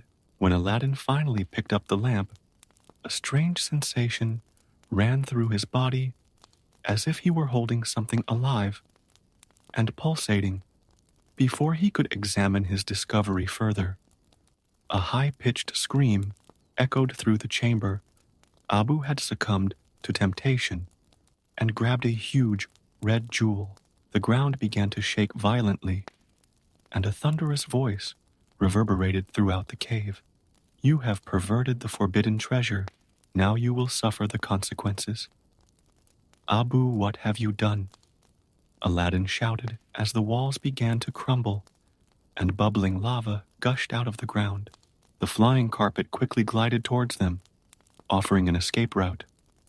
The desperate escape through the collapsing cave was a blur of movement and chaos. The carpet zigzagged between collapsing pillars and jets of lava, while Aladdin clung tightly to the lamp with one hand and Abu with the other. Behind them, a veritable tsunami of treasure and destruction was chasing them. "I can see the way out," Aladdin shouted, hopefully spotting moonlight through the cave's fangs. However, a giant rock came crashing down on the carpet, throwing them into a wall. Aladdin managed to cling to a rocky ledge, but was rapidly losing strength. Up above, the old man held out his wrinkled hand. "Quickly, young man, give me the lamp, and I'll pull you up." "Hang on, Abu," Aladdin shouted, trying to reach the outstretched hand while protecting his furry friend. With a lot of effort, he managed to hand the lamp to the old man, who immediately changed his worried expression to one of evil triumph. "Finally," Jafar exclaimed, his voice returning to normal as he ripped off his disguise. "After all these years, you?" Aladdin gasped, recognizing the dreaded vizier of the palace. Before he could react, Jafar stepped on his toes with force. "Your reward for your services," he laughed cruelly, watching Aladdin and Abu plummet into the darkness of the collapsing cave. The flying carpet dived after them, trying to catch up, but it was too late. The last thing Aladdin saw before losing consciousness was Jafar's triumphant face disappearing as the cave entrance closed, forever sealing them in the dark depths. Hours passed before Aladdin regained consciousness. He was lying in a small, natural cave, dimly lit by phosphorescent crystals on the walls. Abu and the flying carpet were beside him, the monkey anxiously trying to wake him up. "I'm fine, Abu," Aladdin groaned slowly, sitting up. "But we're stuck down here." His gaze wandered around the cave until he noticed something glowing in a corner. The lamp, Apparently, during the confusion, Abu had managed to steal it back from Jafar. You're amazing, you know that. Aladdin laughed, hugging his little friend. Picking up the lamp, he noticed an almost faded inscription on its surface. There's something written here, but it's very dirty. He began to rub the lamp with the sleeve of his robe, without imagining that this simple gesture was about to change his life forever. The lamp began to shake in his hands, emanating a bright blue light. Colored smoke poured out of the nozzle, filling the small cave, as a powerful, jovial voice echoed, 10,000 years can give you quite a kink." The blue smoke gradually solidified into the shape of a colossal imposing figure with bright blue skin and a small black tuft on his head. The genius, as he introduced himself with a theatrical bow, filled the small cave with his magnetic presence and exuberant personality. "Wow, wow, wow, look who we have here," the genie exclaimed, materializing several spotlights that illuminated Aladdin. "My new master, allow me to introduce myself properly."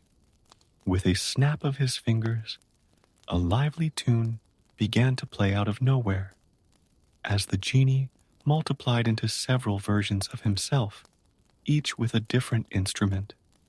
Aladdin and Abu watched in amazement as the genie performed a musical number explaining the rules of the 3 wishes. Rule number 1, I can't kill anyone. Rule number 2, I can't make anyone fall in love. And rule number 3, I can't bring anyone back from the dead. Other than that, just ask 3 wishes. Aladdin asked, still trying to process the surreal situation. Anything. Well, there are some limitations, as I mentioned in the song, which, by the way, was sensational. Don't you think? The genie winked, prompting a small audience of applause. But yes, practically anything. Riches, fame, power. Although, I'd always suggest starting with getting out of this cave, considering the circumstances. Aladdin smiled cunningly. What if I don't use a wish to get out of here? What if you take us out of the goodness of your heart? The genie was momentarily speechless before bursting into laughter. Ah, that's clever. It's been a long time since I've met a master with a sense of humor. But okay, you win, kid. I'll get you out of here for free, as a courtesy to the house. With one dramatic movement, the genie transformed into a rocket, grabbed Aladdin Abu and the carpet, and shot through the ceiling of the cave, punching through layers and layers of rock until they emerged in an oasis in the middle of the desert under the starry sky. And here we are, announced the genie, returning to his original form. Now about those 3 wishes. Aladdin sat on the edge of a small pond, thinking deeply. The image of the mysterious market girl, who he still didn't know was Princess Jasmine, danced in his mind. Genie, have you ever fallen in love? The question took the magical being by surprise. His usually playful expression softened. Well, in 10,000 years, you end up seeing a lot of love pass by. But personally, let's just say it's hard to maintain a relationship when you live in a lamp. There's this girl, Aladdin began, and the genie immediately transformed into a therapist with glasses and a notepad. She's amazing, but she's a princess, and the law says she can only marry a prince. Ah, the classic forbidden love dilemma, Genie exclaimed dramatically. You know there's a very obvious solution to that. He snapped his fingers, and suddenly Aladdin found himself dressed in luxurious royal clothes. Can you turn me into a prince? Aladdin's eyes lit up at the possibility. I can turn you into anything you want. Boy, prince, king, emperor, even a movie critic. although I wouldn't recommend the last option," the genie joked, making royal poses. Aladdin stood up excited. "So, genie, I wish you to turn me into the richest and most powerful prince Agrabah has ever seen." "Your wishes are my orders, master." With a grand gesture, the genie began to weave his magic. Rays of colored light enveloped Aladdin, transforming his shabby clothes into a white and gold costume worthy of royalty. Abu was transformed into an elegant elephant, while magical fireworks exploded in the night sky. "Presenting," announced the genie in an announcer's voice, "His Royal Highness, Prince Ali Ababwa." Meanwhile, in the palace, Jafar was furious. His frantic search for the lamp in his chambers had yielded no results. That miserable monkey must have stolen it, he vociferated, knocking objects off his desk. "Maybe it's time to change tack," suggested Iago, his parrot. "The princess still has to get married before the next sunset." Jafar's eyes twinkled with mischief. "Yes, perhaps it's time to convince the Sultan to see things my way." His snake-shaped staff began to glow ominously. The next morning, Agrabah awoke to an unprecedented spectacle. A grand procession was crossing the city streets, led by a young prince on a majestic white elephant. Dancers, musicians, and servants handed out gold coins to the amazed populace. The genie, disguised as a royal advisor, enthusiastically coordinated the show, occasionally transforming himself into different people in the crowd to start chants of "Prince Ali Magnificent, is he Ali Ababwa?" At the palace, Jasmine watched the procession from her balcony with disinterest. "Just another arrogant prince," she sighed to Raja. However, there was something familiar about that young man that she couldn't quite identify. Aladdin or Prince Ali felt his heart racing as he approached the palace.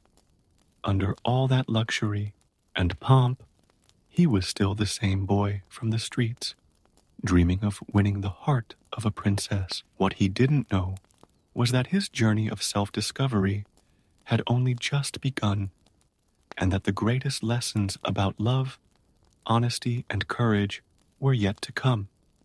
The big question on his mind was, how long could he keep up this charade? And more importantly, when the truth came out, would his true self be enough to win not just a kingdom, but the heart of a princess? The great hall of the palace shone with sunlight through the colorful stained glass windows. When Prince Ali was introduced to the Sultan, the chubby, good-natured ruler was immediately charmed by the young visitor, especially after Aladdin presented him with a golden mechanical watch that the genie had conjured up. "Extraordinary, simply extraordinary," exclaimed the Sultan, examining the gift with sparkling eyes. "You must know my daughter Jasmine. She's not interested." Jasmine's firm voice echoed through the hall as she entered her tiger Raja, following her faithfully. Her eyes met Aladdin's, and for a moment something familiar seemed to pass between them. Jafar watched the scene from the shadows, his fingers gripping his staff with increasing strength. "Just another insignificant prince," he muttered to Iago, "but there's something about him that bothers me." Determined to impress the princess, Aladdin approached with an elegant bow. "Your Highness, I know you must be tired of suitors, but I ask only for a chance to prove myself." Jasmine raised an eyebrow, intrigued by the unusual humility in his words. "And how do you intend to do that, Prince Ali?" With a confident smile, Aladdin held out his hand. How about a walk I promise to show you a whole new perspective of Agrabah? The magic carpet was waiting on the palace balcony, disguised as an ordinary carpet. When Jasmine hesitantly accepted Aladdin's hand and climbed onto it, her eyes widened in surprise as she watched him gently levitate. "Trust me," whispered Aladdin, words that echoed a distant memory in Jasmine's mind. The carpet took off smoothly, carrying them beyond the palace walls. The city stretched out below them like a living map, the streets winding between the buildings like golden rivers under the setting sun. Jasmine couldn't contain her admiration, her fingers entwined firmly in Aladdin's. "It's incredible," she sighed as they flew over the rooftops where, unbeknownst to her, Aladdin used to sleep. "I've never seen Agrabah like this." As they flew, Aladdin began to show a surprisingly intimate knowledge of the city and its people. He pointed to a small square where children played, told stories about the market traders, and shared secrets that only someone who lived on the streets could know. "How do you know so much about the lives of ordinary people?" Jasmine asked, her curiosity growing. Aladdin hesitated, his heart torn between the truth and the need to maintain his charade. "I believe that a true leader must know all aspects of his kingdom, not just the palaces." As night fell, they landed on a distant rooftop, sharing a simple meal that genius had discreetly provided. The stars began to dot the dark sky, and conversation flowed naturally between them. "You know," said Jasmine, "you're different from the other princes. There's something about you that reminds me of." She stopped studying his face more closely. Aladdin's heart raced.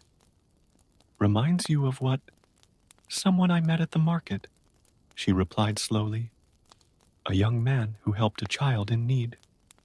Before Aladdin could reply, an eerie glow caught his eye. In the palace, red lights emanated from the tower where Jafar's chambers were located. The vizier was busy with his own plot. "The staff is almost ready, Iago," Jafar muttered, adding ingredients to a bubbling cauldron. "Soon its hypnotic power will be strong enough to control even the Sultan." Back on the roof, Jasmine and Aladdin shared a moment of contemplative silence. "Ali," she finally said, "sometimes I feel like I'm trapped in a life I didn't choose. Do you understand that?" Aladdin felt the weight of his own lie. "More than you know," he replied softly. "Sometimes appearances can be deceiving." When they returned to the palace, something had changed between them. Jasmine no longer saw just a suitor, but someone who seemed to truly understand her. And Aladdin, despite the guilt growing in his chest, was more in love than ever. The genie, who watched discreetly as he became a star in the sky, sighed, "Ah, young love, so beautiful and so complicated." That night, as Aladdin walked through the palace gardens, lost in thought about Jasmine, a shadow moved in the darkness. Jafar emerged from the bushes, his staff glowing menacingly. "Impressive demonstration, Prince Ali," he said with false cordiality. Or should I say, Aladdin? Aladdin's blood ran cold in his veins. "I don't know what you're talking about." "Oh, but you do." Jafar smiled mischievously.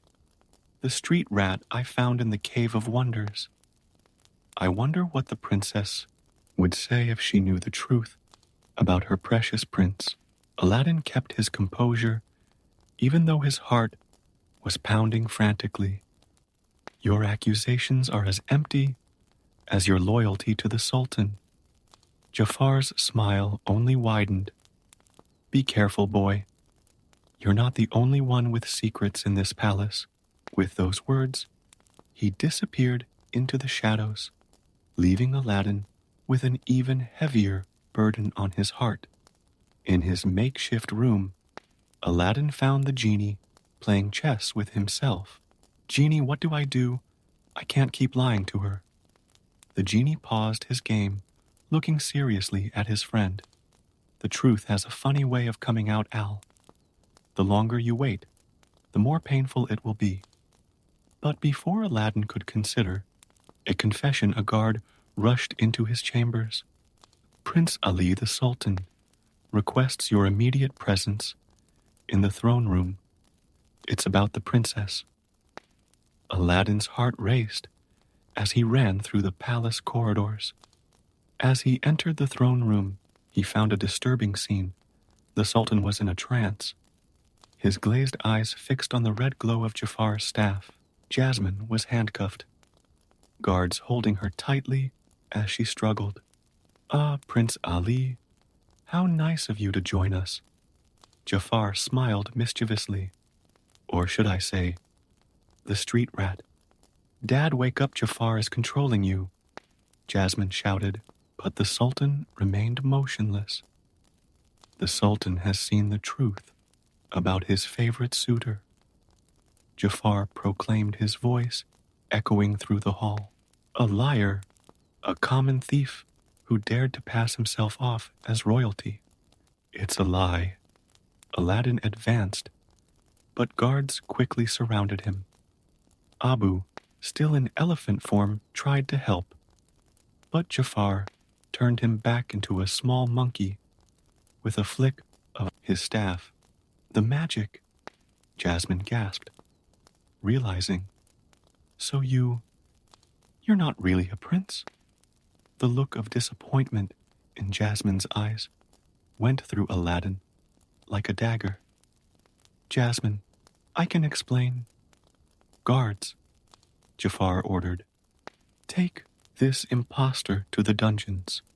The sentence for deceiving the royal family is death at dawn." As he was dragged away, Aladdin saw the genie floating invisibly near the ceiling, his expression anguished. He could use his second wish to escape, but that would mean leaving Jasmine and the kingdom in Jafar's hands. In the dungeons chained to the cold wall, Aladdin finally let the weight of his lies fall on his shoulders. Abu snuggled up next to him, trying to comfort him. "I've ruined everything, Abu," he whispered. "I should have told you the truth from the start."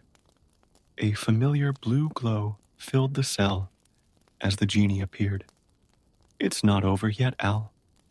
You still have 2 wishes." "What kind of person would I be if I used magic to solve my problems again?" Aladdin replied bitterly. "That's how this mess started. Sometimes, Al, the real magic isn't in the wishes, but in what we do with them," the genie said wisely. Just then, the magic carpet slid through the bars of the cell window, bringing with it a surprised Jasmine. "You have 1 minute to explain everything to me," she said firmly, her eyes shining with a mixture of anger and hope.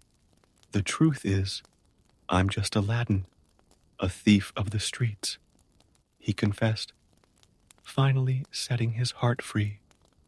"I found a magic lamp, and the genie turned me into a prince because I wanted to be worthy of you. But I realized too late that true nobility doesn't come from titles or wealth." "The boy from the market," Jasmine whispered, the pieces falling into place. "It was you, all along." Before they could continue, they heard footsteps approaching. "Jafar is using dark magic to control your father," Aladdin explained quickly. "He wants the throne for himself. And I have proof." The genie appeared, transformed into a detective with a magnifying glass. "That chatty parrot of his can't keep a secret." Jasmine nodded determinedly. We need to stop him. But how? I have a plan.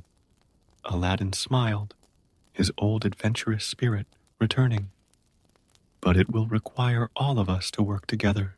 In the throne room, Jafar savored his imminent triumph, forcing the hypnotized Sultan to sign decrees that would make him the new ruler. Iago flew around in circles, humming about his future as a royal parrot. Suddenly, the doors opened. Jasmine walked in, seemingly submissive. You win, Jafar. I agree to marry you. Excellent choice, princess. Jafar smiled victoriously, not noticing the magic carpet gliding silently behind him.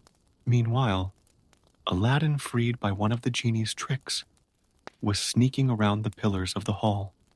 The plan was simple. Distract Jafar long enough to break his staff the source of his hypnotic power. But before the wedding, Jasmine continued, approaching seductively, wouldn't you like to see how you look with the crown? Jafar's ego couldn't resist the temptation. When he reached out to take the crown, Jasmine offered Aladdin, jumped up, grabbing the staff. No! Jafar roared, his mask of sophistication falling away completely. In the ensuing struggle, the staff slipped out of both their hands, shattering as it hit the ground. A wave of magical energy swept through the hall, releasing the Sultan from his trance. Guards, arrest the traitor, the Sultan ordered finally, aware of Jafar's treachery. But Jafar had one last card. If I can't take the throne by cunning, I'll take it by force. He pulled out the lamp he had stolen from Aladdin during the confusion. Genie, my first wish make me the most powerful being in the world. No, Aladdin shouted, but it was too late. The genie, forced to obey, transformed Jafar into an all-powerful sorcerer. The vizier grew to the ceiling, his black robes turning into gloomy smoke. Now, let's see who the real ruler of Agrabah is. Jafar thundered, launching bolts of energy that turned everything they touched into black gold. In the midst of the chaos, Aladdin realized something crucial. Jasmine, he shouted over the roar of magic, do you trust me? Their eyes met through the magical storm, and in that moment, all lies and disguises disappeared. I do, she replied. Then hold on tight. Aladdin whistled, and the magic carpet caught them in mid-flight, dodging Jafar's attacks as they executed the final part of the plan. Why are you running away from me? Jafar roared. I'm the most powerful being in the world. Almost that, Aladdin teased. The genie is even more powerful. He gave you your powers, and he can take them away. Jafar's eyes shone with understanding and greed. Yes, yes, genie, my second wish, make me an all-powerful genie. The genie covered his eyes, not wanting to see, but compelled to fulfill the wish. Jafar began to transform his body, growing and changing until he became a colossal red genie. The power, the absolute power. Jafar laughed, not noticing the black lamp that materialized at his feet, nor the golden chains that began to bind his wrists. You forgot something, Jafar, Aladdin shouted. Geniuses have a lot of power, but zero freedom. No, Jafar shouted when he realized the trap, being sucked into his own lamp, along with Iago, who had tried to escape too late. With Jafar defeated, peace returned to the palace. The Sultan, impressed by Aladdin's bravery and intelligence, declared that the law was wrong. His daughter should have the right to marry whomever her heart chose. And now, Jasmine asked, entwining her fingers in Aladdin's, Now, he smiled, picking up the genie's lamp. There's one more thing I need to do. Turning to his blue friend, he declared, Genie, I wish you freedom. With a flash of light and the sound of chains breaking the genie's bracelets fell off, and his smoke-shaped legs turned into real feet. For the first time in millennia, he was truly free. All, the genie smiled, tears in his eyes. You are a true prince, not by magic or title, but by your heart. And so, under the starry sky of Agrabah, Aladdin and Jasmine discovered that true love doesn't need disguises or magical wishes, just the courage to be who you really are.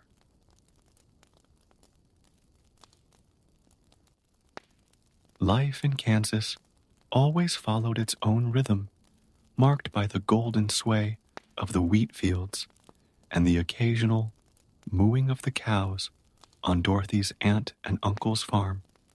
The young girl with brown braids and curious eyes lived a simple existence with Aunt Em, Uncle Henry, and their inseparable companion, the little dog Toto. The farm, although modest, was their home, a place where every dawn brought with it the promise of another day of hard work under the scorching sun of the plains. On that particular morning, the sky had a different hue, a deep gray, that made Dorothy feel uneasy. Toto, always attentive to his mistress's mood swings, followed in her footsteps with even more dedication than usual. The wind began to blow strangely, making the curtains of the little wooden house dance to a frantic rhythm. Dorothy, Dorothy. Auntie Em's voice cut through the air like a warning bell. Come inside right now. There's a tornado coming. The panic in her voice was palpable, something Dorothy rarely witnessed in her ever-so-controlled aunt. The sky darkened even more, and the wind turned into a deafening roar. Dorothy ran into the house with Toto at her heels, but before she could reach the basement, where her aunt and uncle were already sheltering, a particularly strong gust ripped the door off its hinges. The girl felt her feet leave the ground, and in an instant of sheer terror, she realized that she and Toto had been sucked into the cyclone. The world was spinning in a whirlwind of colors and sounds. Dorothy hugged Toto tightly to her chest, closing her eyes tightly, as the whole house swirled in the air like a feather in the wind.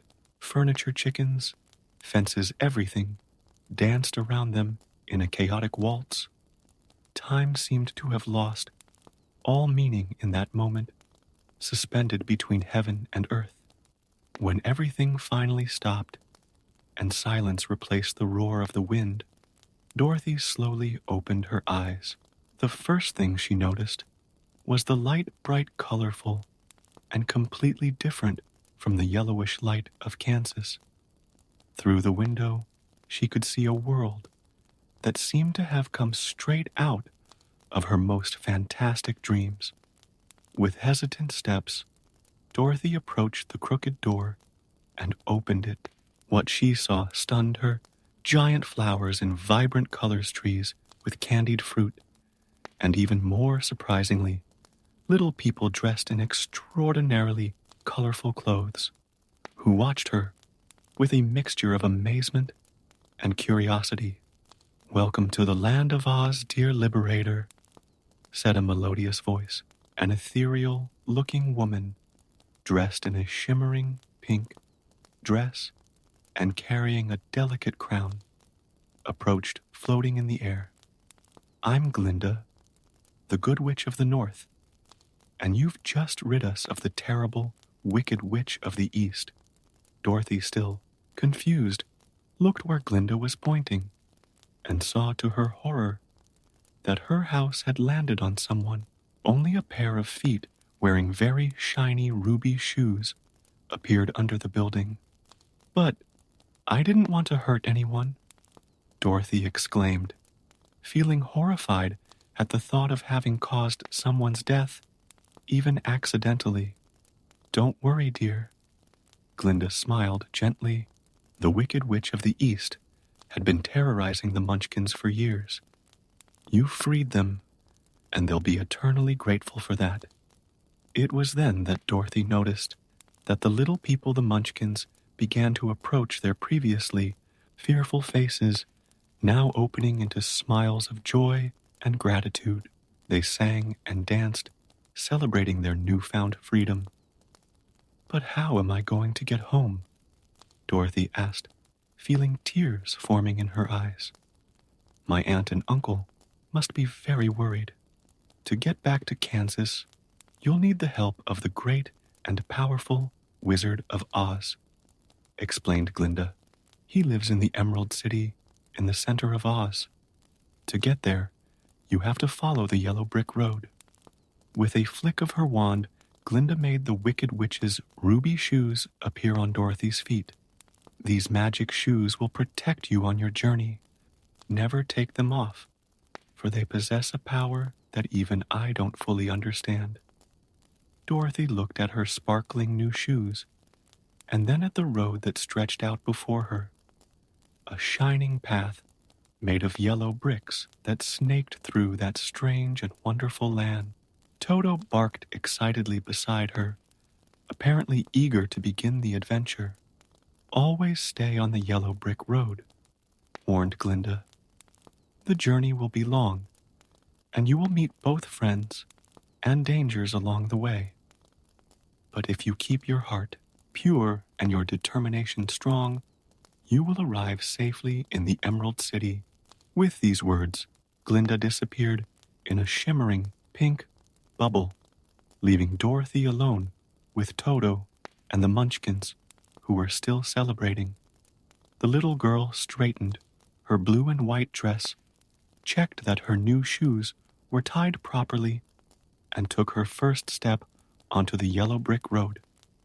The sun was shining in an impossibly blue sky, and butterflies the size of dinner plates floated lazily among giant flowers. Dorothy didn't know what awaited her in this magical land, but she was determined to find her way back home. With Toto by her side and ruby shoes on her feet, she began her journey along the yellow brick road, never imagining the extraordinary adventures and unique friends she would meet along the way. The yellow brick road stretched out before Dorothy, like a shining golden ribbon under the sun of that strange land. As she walked, she marveled at the peculiar trees that lined the road with leaves in shades of blue and purple that she had never seen. In Kansas, Toto ran ahead of her, occasionally stopping to sniff an exotic flower or chase a sparkling butterfly. As they advanced, the landscape gradually began to change. The colorful fields of the Munchkins gave way to a wilder region with abandoned plantations and broken fences. Dorothy noticed that the sun was beginning to descend over the horizon, painting the sky with orange hues that were vaguely reminiscent of the sunsets on her farm. Oh, Toto, sighed Dorothy. I hope we find somewhere safe to spend the night. She had barely finished speaking when she spotted a strange figure in the middle of a cornfield. It was a scarecrow, but there was something different about it. It seemed to be waving. Curious Dorothy approached cautiously. To her complete surprise, the scarecrow was actually moving, and it wasn't just the wind that was making it sway. His painted eyes twinkled, and his stitched mouth opened in a friendly smile. Hello, said the scarecrow in a cheerful voice. Would it be too much trouble to help me down from here? I've been stuck on this pole for so long that I've lost count of the days. Dorothy, still stunned, but already beginning to get used to the wonders of Oz, approached to help. Carefully, She untied the ropes that held the Scarecrow, who fell to the ground with a soft thud, scattering some straw. "Thanks a lot," he said, getting up and tidying up the straw that had escaped from his patched clothes. "You know it's terrible being stuck in one place, especially when you don't have a brain to think about how to get out." "You don't have a brain?" asked Dorothy in surprise. "Not a single one," replied the Scarecrow cheerfully. "When the farmer made me, he filled my head with straw instead of a brain. That's why I'm such a fool." Dorothy watched the Scarecrow with sympathy. Despite his peculiar appearance, with his old hat and patched clothes, there was something extremely endearing about his sincere and optimistic personality. "I'm going to the Emerald City to see the Wizard of Oz," Dorothy explained. "I need to ask him to send me back home to Kansas." The Scarecrow's painted eyes lit up with a sudden idea. "Do you think this Wizard of Oz could give me a brain?" "I don't know," replied Dorothy honestly. "But you can come with me to find out. It would be nice to have company on the journey." The Scarecrow accepted the invitation with enthusiasm, and together they continued along the yellow brick road. Dorothy discovered that her new friend, even without a brain, was an excellent conversationalist. He told stories about his life in the cornfield, about the crows that used to mock him, and about his dreams of one day being able to think deeply about things. As evening approached, they found a small wood by the side of the road. The Scarecrow helped Dorothy gather fruit for dinner and organized a comfortable place for her to sleep using soft leaves as a mattress. "Don't worry about me," he said when Dorothy asked if he needed to rest too. "I never sleep. I'll just sit here and try to think, even if I'm not very good at it."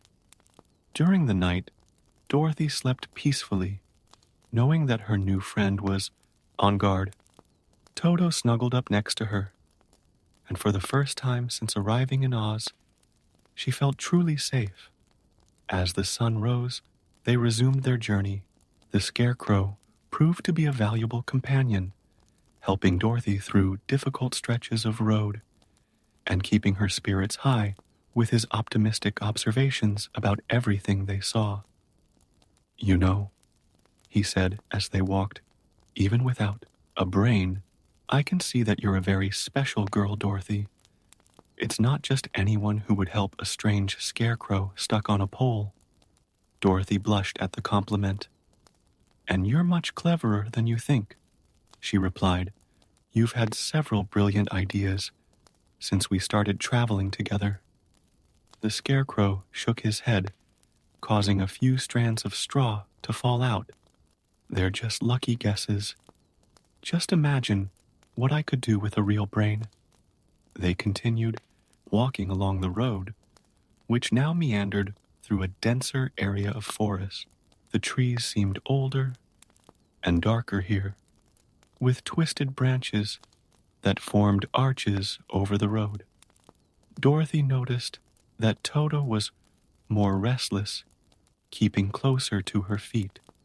Suddenly, they heard a strange sound coming from between the trees, something that sounded like a metallic groan. The Scarecrow and Dorothy exchanged curious glances. "Should we investigate?" asked Dorothy hesitantly. "Well, if I had a brain, I'd probably know if that was a good idea," replied the Scarecrow. "But since I don't, all I can say is that it sounds interesting." Cautiously, they veered a little off the yellow brick road, following the mysterious sound. What they would encounter would be just the first of many surprising encounters that awaited Dorothy on her journey through the land of Oz, a land where each new friend seemed to have their own special wish to fulfill. Following the metallic sound, Dorothy and the Scarecrow came across an impressive figure, a man made entirely of Tin standing motionless like a statue. His eyes moved, watching them with an expression of silent supplication. Beside him was a small rusty axe lying in the grass. Mm, mm. The Tin Man tried to speak, but only muffled sounds escaped from his metallic mouth. "He's trying to tell us something," exclaimed Dorothy, approaching cautiously. She then noticed an old watering can hanging from a nearby tree. "Scarecrow, do you think he needs oil?" "If I had a brain, I'd know for sure," replied the Scarecrow. "But it sounds like a good idea." Dorothy picked up the watering can and carefully began to apply oil to the Tin Man's rusty joints. First his mouth, then his neck, arms and legs. Gradually he began to move the creaking, diminishing, until he could speak and move freely. "Thank you very much," said the Tin Man, his metallic voice laden with gratitude. "I've been standing here for so long that I thought I'd never move again. It was the rain that completely rusted me." "How did that happen?" asked Dorothy, fascinated by the glowing figure in front of her. The Tin Man sighed, a sound reminiscent of the wind blowing up a chimney. "I was an ordinary lumberjack made of flesh and blood, like you, but I was in love with a young Munchkin girl, and I promised to marry her. Unfortunately, the Wicked Witch of the East didn't want her to marry me, so she bewitched my axe so that it would cut off parts of my body.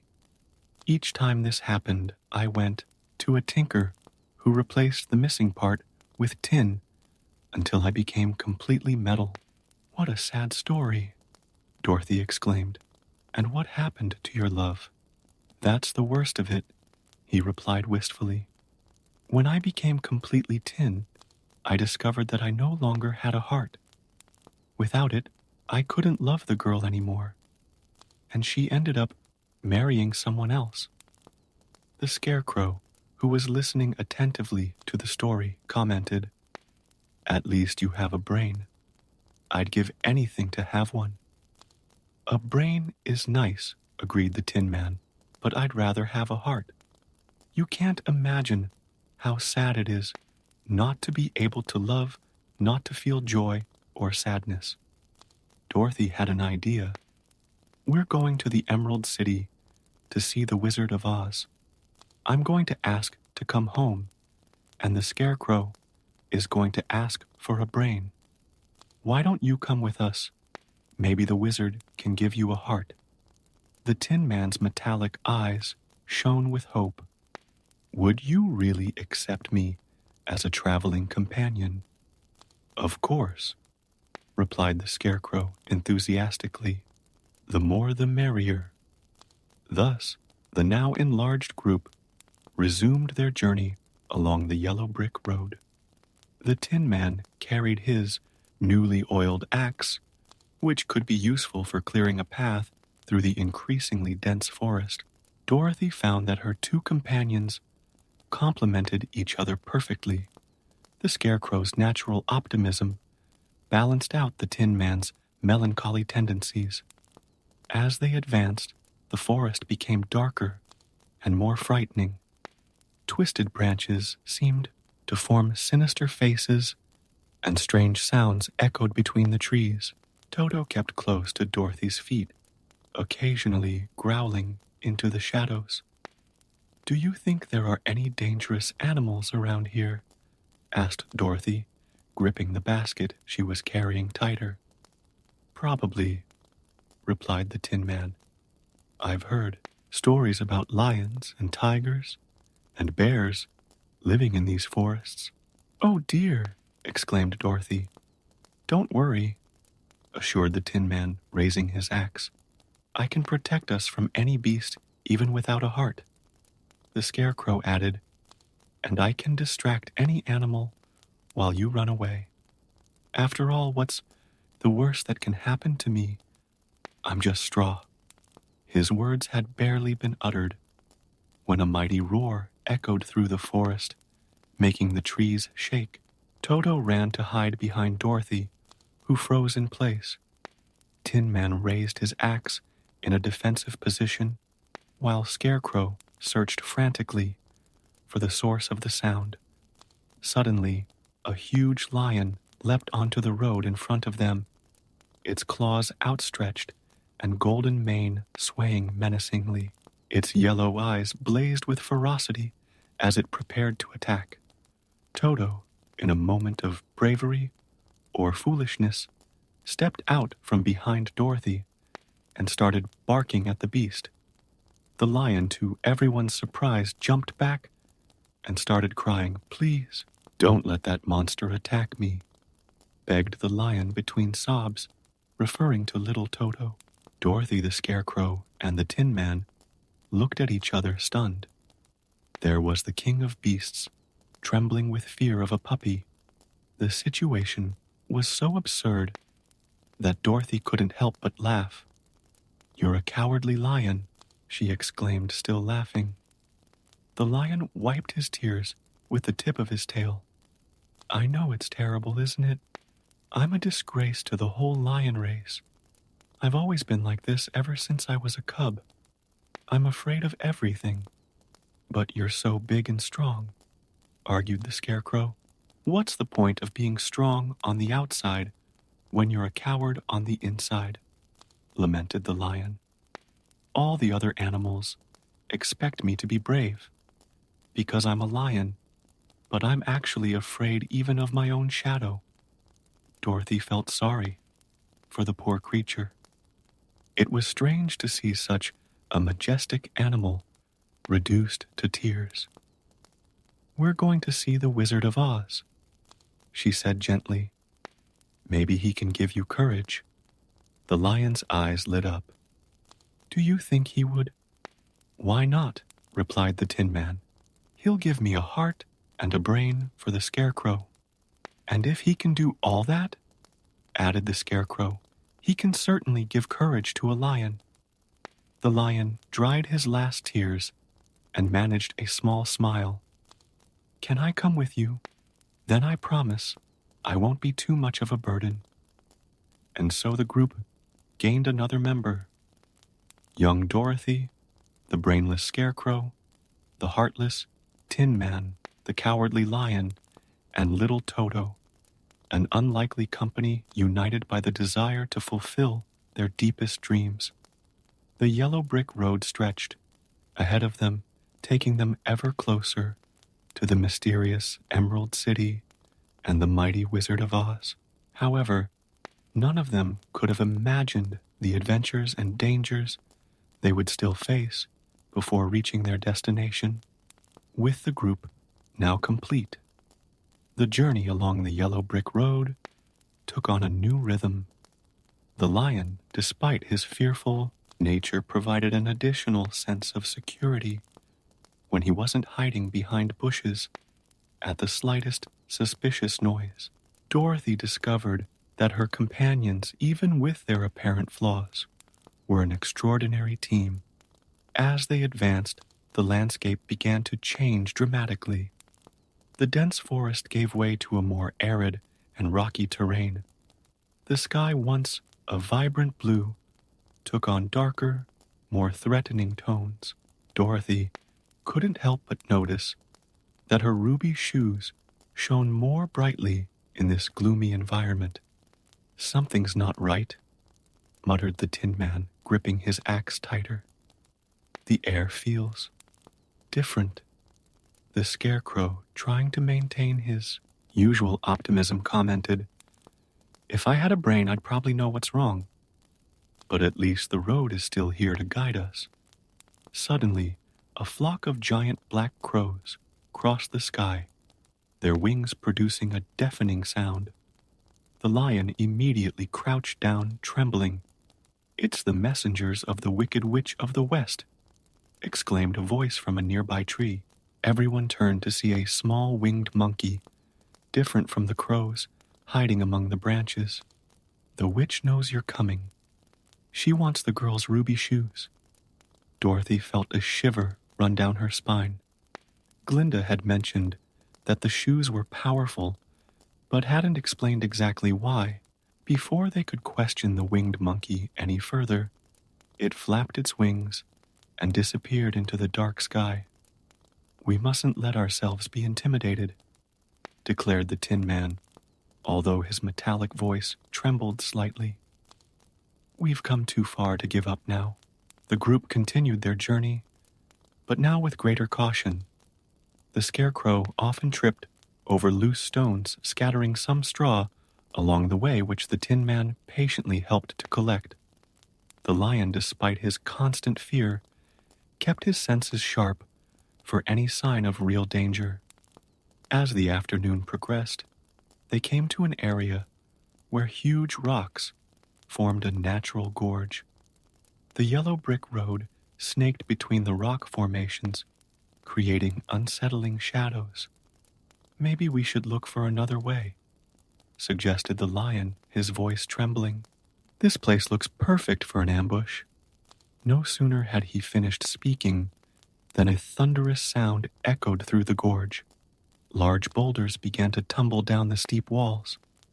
The Tin Man quickly pushed Dorothy to one side, shielding her with his metallic body, while the Scarecrow pulled Toto to the safety of a small cave. The Lion, surprising everyone, and especially himself, roared with all his might and leapt over a particularly large rock that was about to crush his friends, deflecting it with his powerful paws. "You saved our lives," exclaimed Dorothy, hugging the Lion as soon as the dust had settled. "That was very brave." The Lion blinked, surprised at his own action. I didn't even think. I just didn't want you to get hurt. Sometimes true courage isn't not being afraid," observed the Scarecrow, shaking the dust off his straw, "but acting even though you're afraid."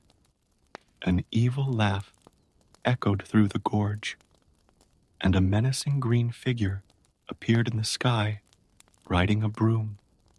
The Wicked Witch of the West looked at them with eyes gleaming with evil. "Did you think you could cross my territory without consequences?" she sneered. "Give me the ruby shoes, and maybe I'll let you continue your foolish journey." The Tin Man stepped forward, raising his axe. "Never those shoes belong to Dorothy." The witch let out another laugh, then prepared to face even worse consequences.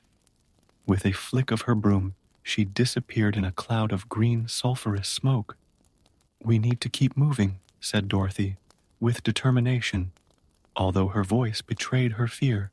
"The Emerald City can't be too far away now."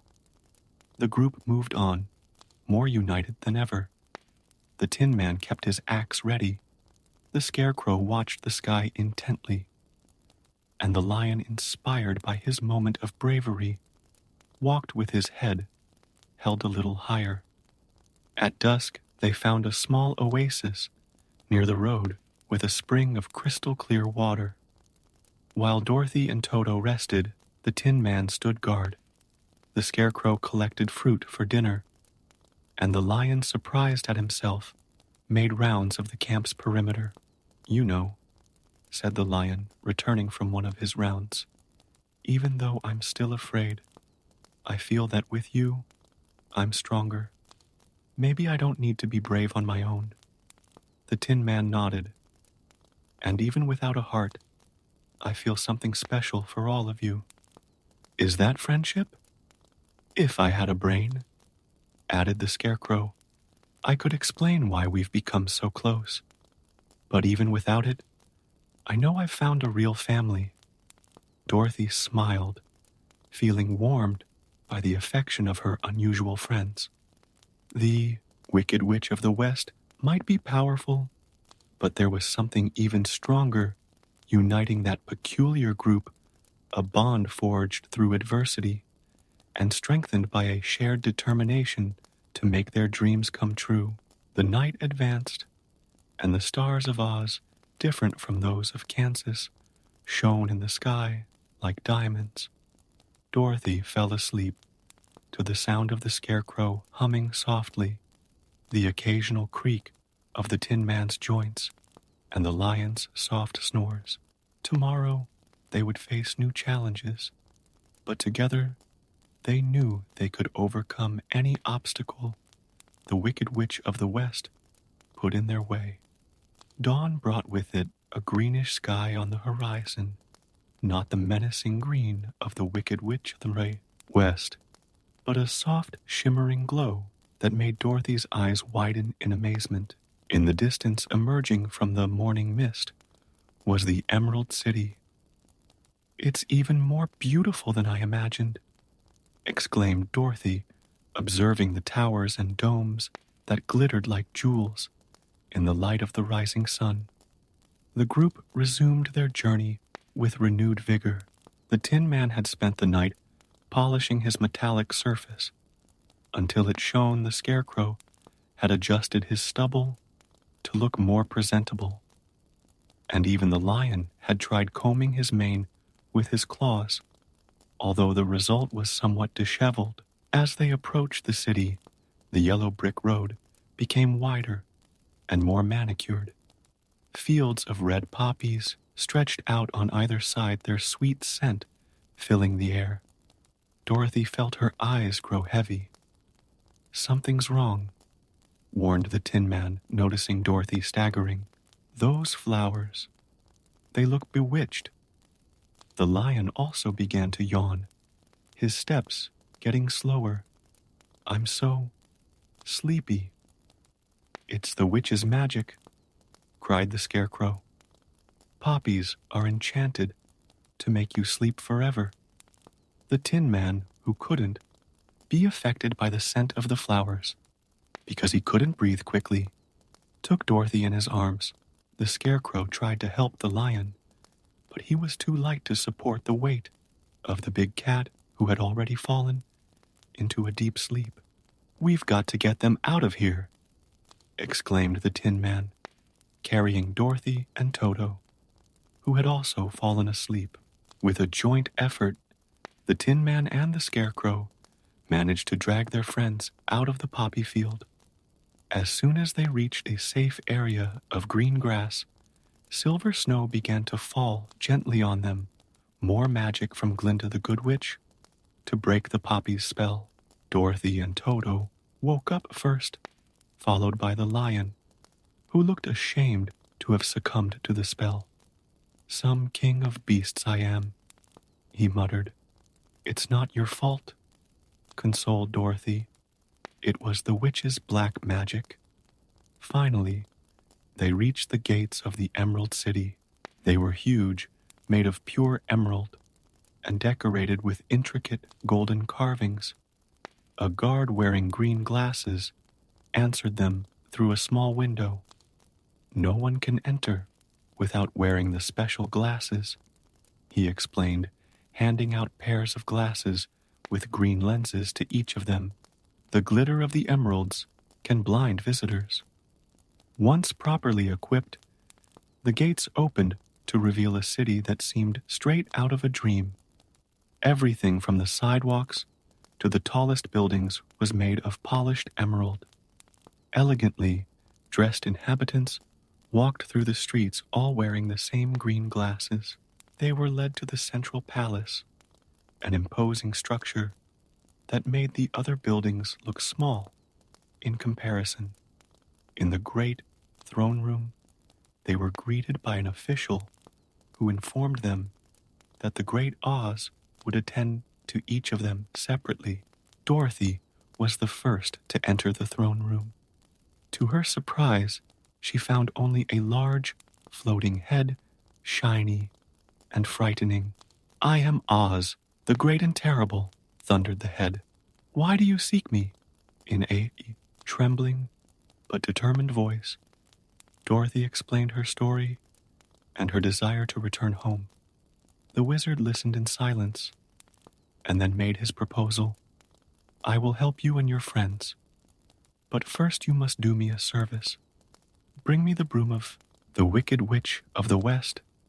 Each of the friends had their own private audience with Oz, who appeared differently to each of them.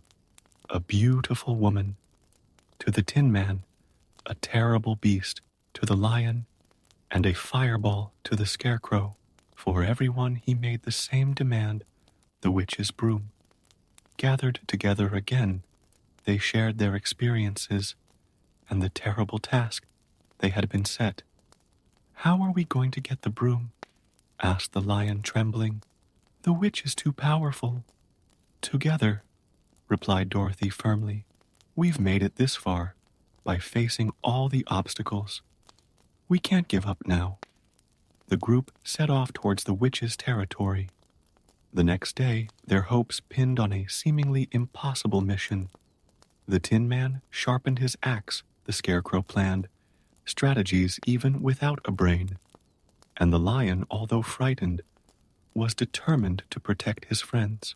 As they drove away from the Emerald City, Dorothy looked at her companions and realized something important. The Scarecrow was already showing great intelligence in his plans. The Tin Man had more heart than many flesh and blood beings, and the Lion had proved his courage many times over. Maybe, she thought, what we're looking for is already inside us. We just need to believe. The sun was setting over the horizon, painting the sky in shades of red and gold. Ahead of them, dark clouds gathered over the castle of the wicked Witch of the West, like an omen of the challenge that awaited them. Dorothy pressed the ruby shoes to her feet, feeling their mysterious power. Toto barked bravely, as if he understood the importance of the mission. United by fate and strengthened by friendship, the unlikely heroes marched towards their last and most dangerous adventure. The wind whispered through the trees, carrying with it the promise that no matter the outcome, they would face whatever lay ahead together. After all, the real magic was not in the ruby shoes or the witch's powers, but in the bonds they had forged along their extraordinary journey.